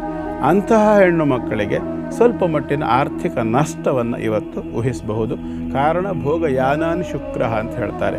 ಭೋಗ ಅಂತಂದರೆ ಪ್ರಸಾಧನ ಸಾಮಗ್ರಿಗಳು, ಯಾನ ಅಂತಂದರೆ ವಾಹನ ಇತ್ಯಾದಿಗಳು. ಇದಕ್ಕೆ ಶುಕ್ರ ಸಂಬಂಧವಾಗಿರ್ತಕ್ಕಂಥ ಕಾರಕ ಸ್ಥಿತಿ ಇರ್ತದೆ. ಇದಕ್ಕೆ ದ್ವಿತೀಯದಿಂದ ಅಷ್ಟಮಕ್ಕೆ ದೃಷ್ಟಿಯನ್ನು ಕೊಡ್ತಕ್ಕಂತಹ ಭಾಗ್ಯಾಧಿಪತಿ ಆಗಿದ್ದರಿಂದ ಈ ವಿಷಯಗಳಲ್ಲಿ ಸ್ವಲ್ಪ ಮಟ್ಟಿನ ನಷ್ಟವನ್ನು ಊಹಿಸಬಹುದಾಗಿರುತ್ತೆ. ಅನಾವಶ್ಯಕವಾಗಿ ಇನ್ವೆಸ್ಟ್ ಮಾಡೋಕ್ಕೆ ಹೋಗಬೇಡಿ. ಚಂದ್ರ ಮುಂದೆ ಹೋದ್ಮೇಲೆ ಆ ಒಂದು ಸ್ಥಿತಿ ಅಂತಕ್ಕಂಥದ್ದು ಸುಧಾರಣೆ ಆಗುತ್ತೆ. ಜೀವನದಲ್ಲಿ ಕಷ್ಟ ಸುಖ ಯಾವುದೂ ಶಾಶ್ವತ ಅಲ್ಲ. ಹಗಲು ರಾತ್ರಿ ಇದ್ದ ಹಾಗೆ ಒಂದು ಹೋದ್ಮೇಲೆ ಇನ್ನೊಂದು ಬರಲೇಬೇಕು. ಗುರುಗಳೇ, ಇವತ್ತಿನ ಪ್ರಶ್ನೋತ್ತರ ವಿಭಾಗಕ್ಕೆ ಪ್ರಶ್ನೆಯನ್ನ ಕಳಿಸಿದವರು ಪವಿತ್ರ ಅಂತ. ಹುಟ್ಟಿರುವಂಥ ದಿನಾಂಕ 2/5/1990 ಬೆಳಗ್ಗೆ 2 ಗಂಟೆಗೆ ಅಂತ ಹೇಳ್ತಾ ಇದ್ದಾರೆ. ಮೈಸೂರಿನವ್ರು ಇವರು. ಗುರುಗಳೇ ನಮಸ್ಕಾರ, ಹೇಗಿದ್ದೀರಾ? ಬಹಳ ಚೆನ್ನಾಗಿ ಮೂಡ್ ಬರ್ತಿದೆ ಕಾರ್ಯಕ್ರಮ ಅಂತ ಹೇಳ್ತಿದ್ದಾರೆ. ಧನ್ಯವಾದಗಳು ಪವಿತ್ರ ಅವರೇ. ಹಾಗೆ ಗುರುಗಳೇ, ನಮ್ಮ ಪ್ರಶ್ನೆ ಏನಂದರೆ, ನಮ್ಮದೊಂದು ಗಾರ್ಮೆಂಟ್ಸ್ ಇದೆ. ಯಾಕೋ ಗೊತ್ತಿಲ್ಲ, ಇತ್ತೀಚೆಗೆ ಸ್ವಲ್ಪ ಲಾಸ್ನಲ್ಲಿ ನಡೀತಾ ಇದೆ. ಮನೆಯಲ್ಲೂ ತುಂಬಾ ಪ್ರಾಬ್ಲಮ್ಸ್ ಆಗ್ತಾ ಇದೆ ಗುರುಜಿ. ಇದಕ್ಕೆ ಪರಿಹಾರ ತಿಳಿಸ್ಕೊಡಿ, ಯಾಕೆ ಹೀಗಾಗ್ತಿದೆ ಅನ್ನೋದು ಕೂಡ ಅವರ ಪ್ರಶ್ನೆ ಆಗಿದೆ. ಪವಿತ್ರ ಅವರೇ, ನೀವು ಕಳಿಸಿರ್ತಕ್ಕಂಥ ಡೇಟ್ ಆಫ್ ಒಂದು ಜನ್ಮ ದಿನಾಂಕ ಮತ್ತು ಟೈಮ್ ಏನಿದೆ, ಇದಕ್ಕೆ ಸಂಬಂಧಪಟ್ಟಂತೆ ನೋಡಿದಾಗ ನಿಮ್ಮದು ಕುಂಭಲಗ್ನ ಮತ್ತು ಕರ್ಕಾಟಕ ರಾಶಿ ಆಗುತ್ತೆ. ಆಶ್ಲೇಷ ನಕ್ಷತ್ರ ಆಗುತ್ತೆ. ಸದ್ಯದಲ್ಲಿ ನಿಮಗೆ ಶುಕ್ರ ದಶೆ ಅಂತಕ್ಕಂಥದ್ದು ನಡೀತಾ ಇದೆ. ಇದು ಮುಕ್ತಾಯದ ಹಂತದಲ್ಲಿದೆ. ಇನ್ನೊಂದು 2-3 ವರ್ಷದಲ್ಲಿ, 4-5 ವರ್ಷದಲ್ಲಿ ಶುಕ್ರ ದಶೆ ಮುಗಿದು ಹೋಗ್ತದೆ. ಆದರೆ ನಿಮಗೆ ಕೆಲವರು ಹೇಳಿರ್ಬೋದು, ನಿಮಗೆ ಲಗ್ನದಲ್ಲೇ ಕುಜ ಇರತಕ್ಕಂಥದ್ದಾದ್ರಿಂದ ಕುಜದೋಷ ಇದು ಅಂಥೇಳಿ. ಕುಜದೋಷ ಅಲ್ಲ, ಅದು ಸರ್ಪದೋಷ ಅಂತೇಳಿ ಹೇಳ್ತಾರೆ ಜ್ಯೋತಿಷ್ಶಾಸ್ತ್ರದ ಪ್ರಕಾರ. ಕಾರಣ ಏನು ಅಂದರೆ, ಕರ್ಕಾಟಕ ಸಿಂಹ ರಾಶಿಗಳಲ್ಲಿ ಹುಟ್ಟಿದಂಥವರಿಗೆ ಅಥವಾ ಕರ್ಕಾಟಕ ಸಿಂಹ ಲಗ್ನಗಳಲ್ಲಿ ಹುಟ್ಟಿದಂಥವರಿಗೆ ಕುಜದೋಷ ಬರೋದಿಲ್ಲ ಅಂತಕ್ಕಂಥದ್ದು ಜಾತಕ ಚಂದ್ರಿಕಾ ಅನ್ನುವಂಥ ಗ್ರಂಥದಲ್ಲಿದೆ.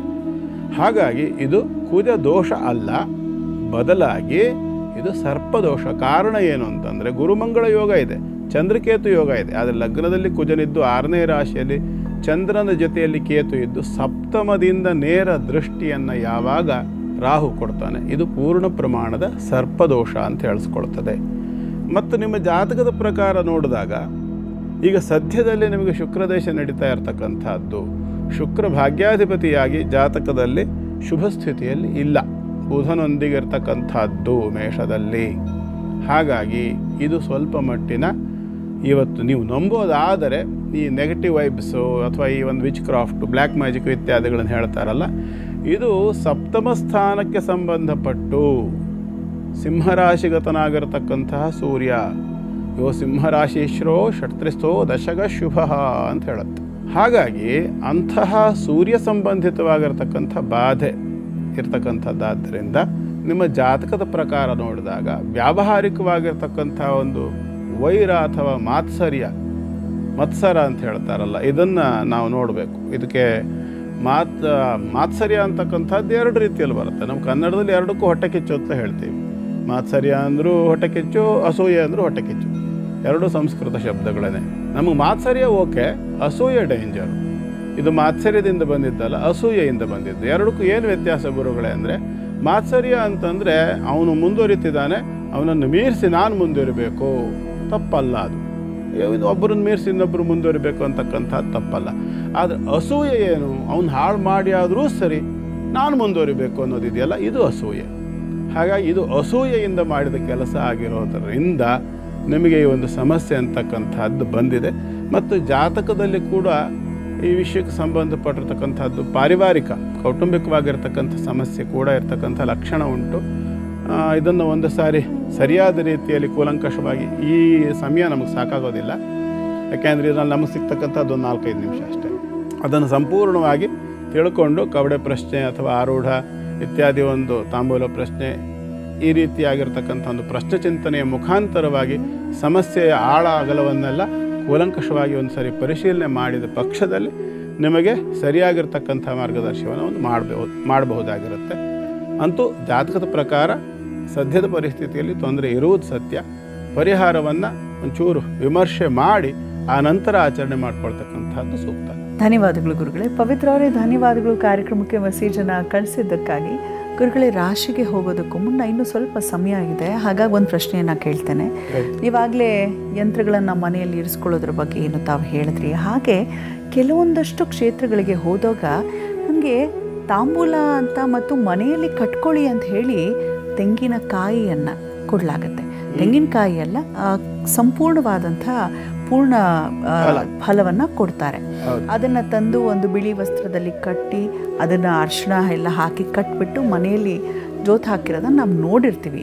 ಅದು ಹಾಗೆ ಹಾಕ್ಕೋಬಹುದಾ? ಕೆಲವರು ಅದನ್ನು ವಿರೋಧಿಸ್ತಾರೆ, ಹಾಗೆ ಹಾಕ್ಕೋಬಾರ್ದು, ಮತ್ತು ಅದು ವರ್ಷಾನ್ಗಟ್ಲೆ ಕೆಲವರು ಹಾಕ್ಕೊಳ್ಳೋದನ್ನು ನೋಡಿದ್ದೀವಿ. ಹಾಕ್ಕೊಳ್ಳೋದು ಒಳ್ಳೇದೋ ಇಲ್ವೋ, ಹಾಕ್ಕೊಂಡ್ಮೇಲೆ ಎಷ್ಟು ದಿನಕ್ಕೆ ಅದನ್ನು ಎಲ್ಲಿ ವಿಸರ್ಜನೆ ಮಾಡಬೇಕು ಕೂಡ ತಿಳಿಸಿ ಗುರುಗಳೇ. ಇದರಲ್ಲಿ ಎರಡು ರೀತಿಯದ್ದಿದೆ. ಒಂದು ಸಾತ್ವಿಕವಾಗಿರ್ತಕ್ಕಂಥ ಅಥವಾ ರಾಜಸ ತಾಮಸ ದೇವತೆಗಳು ಸಂಬಂಧಪಟ್ಟಿರ್ತಕ್ಕಂಥದ್ದು ಒಂದು, ಇನ್ನೊಂದು ಕ್ಷುದ್ರ, ಎರಡು ಸಹ ಇರ್ತದೆ. ಎರಡೂ ಕಡೆಗಳಲ್ಲೂ ಫಲವನ್ನು ಕೊಡ್ತಕ್ಕಂಥ ಕ್ರಮ ಇದೆ. ಆದರೆ ನೀವೇನಾಗ್ತದೆ, ಸಾತ್ವಿಕ ದೇವತೆಗಳಿಂದ ತಂದಿರತಕ್ಕಂಥದ್ದಾದ ಪಕ್ಷದಲ್ಲಿ ಎರಡು ರೀತಿಯಲ್ಲಿ ಮಾಡ್ಬೋದು. ಒಂದು ಕೇವಲ ಅದನ್ನೊಂದು ಫಲವಾಗಿ ಪ್ರಸಾದ ರೂಪದಲ್ಲಿ ತಂದಿದ್ದು ಇತ್ಯಾದಿಗಳು ನೀವು ಕಟ್ಟಿರ್ತೀರಿ ಹೇಳಾದರೆ ಎಲ್ಲಿವರೆಗೆ ಇಡಬೇಕು ಅಂತಂದರೆ ಅದರಲ್ಲಿ ನೀರು ಇರುವಲ್ಲಿವರೆಗೆ ಇಡಬೇಕು. ಇದು ಬಹಳ ಸಿಂಪಲ್. ಯಾಕೆ ನೋಡಿ, ನಮಗೆಲ್ಲರಿಗೂ ಗೊತ್ತು, ನೀರಿನಲ್ಲಿಯೇ ಶಕ್ತಿಗಳು, ಆ ಒಂದು ದೇವತಾ ಶಕ್ತಿಗಳನ್ನು ನಾವು ಅಭಿಷೇಕ ಮಾಡಿ ತೀರ್ಥ ಕೊಡೋದಿರ್ಬೋದು, ಹಿಂದೆ ಕೈಗೆ ನೀರು ಹಾಕೊಂಡು ಅಭಿಮಂತ್ರಣ ಮಾಡಿ ಶಾಪ ಕೊಡೋದಿದ್ದಿರ್ಬೋದು. ಇತ್ತೀಚೆಗೆ ವೈಜ್ಞಾನಿಕವಾಗಿ ಕೂಡ ವಾಟರ್ ಮಾಲಿಕ್ಯೂಲ್ಸ್ ಚೇಂಜ್ ಆಗುತ್ತೆ ಅನ್ನೋದು ಪ್ರೂವ್ ಆಗಿದೆ. ಅಂದರೆ ನಮ್ಮ ಭಾವನೆಗಳನ್ನು ನಾವು ನೀರಿನಲ್ಲಿ ತುಂಬಲಿಕ್ಕೆ ಅವಕಾಶ ಉಂಟು.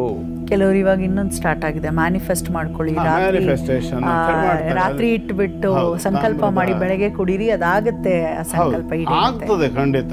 ಆದರೆ ಆ ನೀರನ್ನು ನೀವು ಎಷ್ಟರ ಮಟ್ಟಿಗೆ ಚಾರ್ಜ್ ಮಾಡಬಲ್ರಿ? ಯಾಕೆಂತಂದರೆ ನಮ್ಮ ಶರೀರದಲ್ಲಿ 5 ಕೋಶಗಳು, ಅನ್ನ, ಪ್ರಾಣ, ಮನಸ್ಸು, ವಿಜ್ಞಾನ, ಆನಂದ ಅನ್ನುವಂಥ 5 ಕೋಶಗಳಿರ್ತದೆ. ಇದರಲ್ಲಿ ಅನ್ನಮಯ ಕೋಶ ಮತ್ತು ಪ್ರಾಣಮಯ ಕೋಶ ಮತ್ತು ಮನೋಮಯ ಕೋಶ, ಈ 3 ಕೋಶಗಳು ಕೆಲಸ ಮಾಡಿರೋನು ಆ ನೀರು ಅಭಿಮಂತ್ರಿತವಾಗೋದಿಲ್ಲ. ವಿಜ್ಞಾನಮಯ ಕೋಶ ಅದನ್ನು ಅಭಿಮಂತ್ರಿಸಬೇಕು. ಇದು ಎಷ್ಟು ಜನರಿಗೆ ಗೊತ್ತಾಗ್ತದೆ? ಇದು ಎಲ್ಲರೂ ಹಿಟ್ಟು ಕುಟ್ಟೋದು ನೋಡ್ಕೊಂಡು ಕೋತಿ ಬೆಟ್ಟು ಕುಟ್ಕೊಂಡಿತ್ತು ಅಂತ ಗಾದೆ ಇದೆ. ಆ ಥರ ಮಾಡೋದ್ರಿಂದ ಯಾವ ಉಪಯೋಗವೂ ಆಗಲ್ಲ. ಮ್ಯಾನಿಫೆಸ್ಟೇಷನ್ ಮಾಡೋದು ಬರುತ್ತೆ, ಆದರೆ ನಿಮ್ಮ ಮೈಂಡನ್ನು ಆ ಲೆವೆಲ್ಲಿಗೆ ನೀವು ಟ್ಯೂನ್ ಮಾಡ್ಕೋಬೇಕಾಗತ್ತೆ. ಟ್ಯೂನ್ ಮಾಡ್ಕೊಳ್ಳೋದಲ್ಲೇ ಅದು ಮ್ಯಾನಿಫೆಸ್ಟೇಷನ್ ಮಾಡೋಕ್ಕೆ ಬರೋದಿಲ್ಲ. ಒಟ್ಟಾರೆ ಈ ತೆಂಗಿನಕಾಯಿ ವಿಚಾರಕ್ಕೆ ಬರೋಣ. ಆ ತೆಂಗಿನಕಾಯಲ್ಲಿ ಇರ್ತಕ್ಕಂಥ ನೀರು ಅದನ್ನು ಹೀರಿಕೊಂಡಿರ್ತದೆ. ಯಾವುದೋ ಒಂದು ದೇವತಾ ಚೈತನ್ಯವನ್ನು, ಮಂತ್ರವನ್ನು ಅದಕ್ಕೆ ಅಭಿಮಂತ್ರಿಸಿ ಇತ್ಯಾದಿಗಳನ್ನೆಲ್ಲ ಅದನ್ನು ಒಂದು ಚಾರ್ಜ್ ಮಾಡೋದು ಅಂತ ಹೇಳ್ಬೋದು. ಆ ಒಂದು ಚಾರ್ಜ್ ಮಾಡುವ ಮುಖಾಂತರವಾಗಿ ಪ್ರಸಾದ ರೂಪವಾಗಿ ಕೊಟ್ಟಿರ್ತಾರೆ. ಅದು ಸಾತ್ವಿಕ ದೇವತೆಗಳದ್ದು ಆಗಿದ್ದರೆ, ದೃಷ್ಟಿಗಾಗಿ ಕಟ್ಟಿದ್ದಾಗಿದ್ದರೆ ಅದು ದೃಷ್ಟಿ ಅಂಶಗಳನ್ನೆಲ್ಲ ಹೀರ್ಕೊಂಡಿರ್ತದೆ. ನೀರೆಲ್ಲ ಆರಿದ ನಂತರ ತಗೊಂಡು ನೀರಿಗೆ ಅದನ್ನು ವಿಸರ್ಜನೆ ಮಾಡಬೇಕು. ಹರಿಯೋ ನೀರಿಗೆ, ಹೌದು, ನೀರಿನಲ್ಲಿ ಹರಿಯೋ ನೀರಿಗೆ ವಿಸರ್ಜನೆ ಮಾಡ್ತಕ್ಕಂಥ ವಿಧಾನ ಇರೋದು. ನಿಂತು ನೀರಿಗೆ ಅಷ್ಟಾಗಿ ಅದನ್ನು ವಿಸರ್ಜನೆ ಮಾಡೋದಿಲ್ಲ. ಕಾರಣ ಏನು ಅಂತಂದರೆ ಪ್ರಾಣಿಗಳು ಅದನ್ನು ಕುಡಿತವೆ, ಪಕ್ಷಿಗಳು ಅದನ್ನು ಕುಡಿತವೆ, ಅದರಿಂದ ತೊಂದರೆ ಆಗ್ಬೋದು ಅಂಥೇಳಿ. ಹರಿಯೋ ನೀರಿನಲ್ಲೂ ಕುಡಿತಾವಲ್ಲ ಸ್ವಾಮಿ ಅಂತಂದರೆ ಹರಿಯೋ ನೀರಿನಲ್ಲಿ ವಿಲೀನವಾಗಿ ಹೋಗ್ತದೆ ಶಕ್ತಿ, ಹರಿದು ಹೋಗ್ಬಿಡ್ತದೆ. ಅದು ನಿಂತ ನೀರಿನಲ್ಲಿ ಅಲ್ಲೇ ನಿಲ್ತದೆ. ಹಾಗಾಗಿ ಆ ನಂತರದಲ್ಲಿ ಆ ನೀರನ್ನು ಉಪಯೋಗಿಸ್ತಕ್ಕಂಥವ್ರಿಗೆ ಅದರಿಂದ ತೊಂದರೆಗಳಾಗ್ಬೋದು. ಹಾಗಾಗಿ ಹರಿಯೋ ನೀರಿನಲ್ಲಿ ಅದನ್ನು ವಿಸರ್ಜನೆ ಮಾಡಬೇಕು. ಅದಿಲ್ಲ ಪ್ರಸಾದ ರೂಪದಲ್ಲಿ ಕೊಟ್ಟಿದ್ರೆ ನೀರೆಲ್ಲ ಆರಿದ ನಂತರ ಒಡೆದು ಅದನ್ನು ನಾವು ಪ್ರಸಾದ ರೂಪದಲ್ಲಿ ತಿನ್ನಲಿಕ್ಕೆ ಅವಕಾಶ ಇರ್ತದೆ. ಯಾವ ಉದ್ದೇಶಕ್ಕಾಗಿ ತಂದು ಕಟ್ಟಿದ್ದೀರಿ ಅನ್ನೋದ್ರ ಮೇಲೆ ತೀರ್ಮಾನ. ಪ್ರಸಾದ ರೂಪದಲ್ಲೂ ಸಹ ಅನೇಕರು ತಂದು ಕಟ್ಟೋದು ಇರ್ತದೆ, ಅದನ್ನು ಪ್ರಸಾದ ರೂಪದಲ್ಲಿ ತಿನ್ನಲಿಕ್ಕೆ ಬರ್ತದೆ. ಬೇರೆ ಉದ್ದೇಶದಿಂದ ತಂದು ಕಟ್ಟಿದ ಪಕ್ಷದಲ್ಲಿ ನೀರು ಆರಿದ ನಂತರದಲ್ಲಿ ಇಡುವಂಥದ್ದು ಅಷ್ಟು ಸೂಕ್ತ ಅಲ್ಲ. ಗುರುಗಳೇನು ಕೊನೆಯ 4 ರಾಶಿಗಳ ಕುರಿತಾಗಿ ತಿಳಿಸ್ಕೊಡ್ತೀರಾ? ಈಗ ಮೊದಲನೇದಾಗಿ ಧನುರಾಶಿ.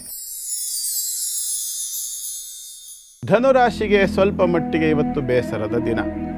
ಬೆಳಗ್ಗೆಯಿಂದ ಮಧ್ಯಾಹ್ನದವರೆಗೂ ಒಂಥರ ಕಿರಿಕಿರಿ ಆದರೆ ಮಧ್ಯಾಹ್ನದ ನಂತರ ಮತ್ತೊಂಥರ ಕಿರಿಕಿರಿ. ಇದೇನಪ್ಪ ಇವತ್ತು ಈ ಥರ ಆಗ್ತಾ ಇದೆ ಅನ್ನೋಂಥ ಒಂದು ಬೇಸರದ ದಿನ.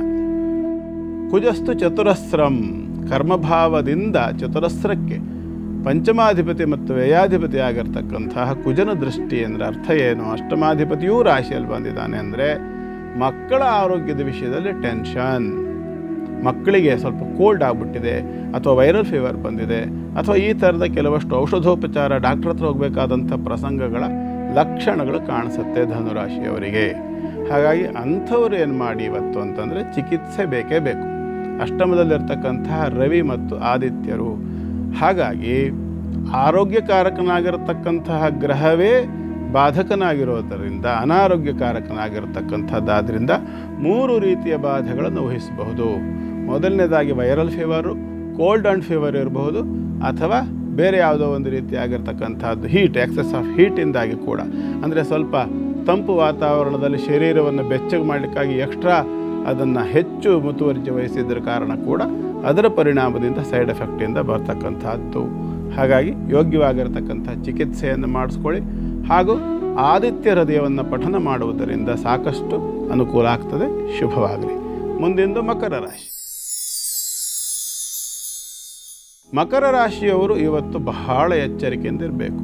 ಬಹಳ ಜಾಣತನದಿಂದ ಇನ್ವೆಸ್ಟ್ಮೆಂಟ್ ಮಾಡಿದ್ದೀನಿ ನಾನು, ನನಗೊಳ್ಳೆ ಲಾಭಾಂಶ ಬರುತ್ತೆ ಇತ್ಯಾದಿಗಳೆಲ್ಲ ಅಂದುಕೊಂಡು ಜಾಣತನ ಮಾಡ್ತಕ್ಕಂಥದ್ದು. ಅದರಲ್ಲೂ ವಿಶೇಷವಾಗಿ ಗ್ಯಾಂಬ್ಲಿಂಗ್ ಅನ್ನೋ ಪದ ಯಾಕಾಗಿ ಹೇಳ್ತಾ ಇದ್ದೀನಿ ನಾನು ಅಂತಂದರೆ, ಶೇರ್ ಮಾರ್ಕೆಟು ಒಂಥರ ಗ್ಯಾಂಬ್ಲಿಂಗ್ ವ್ಯವಸ್ಥೆ ಇದ್ದ ಹಾಗೇ ಅದು.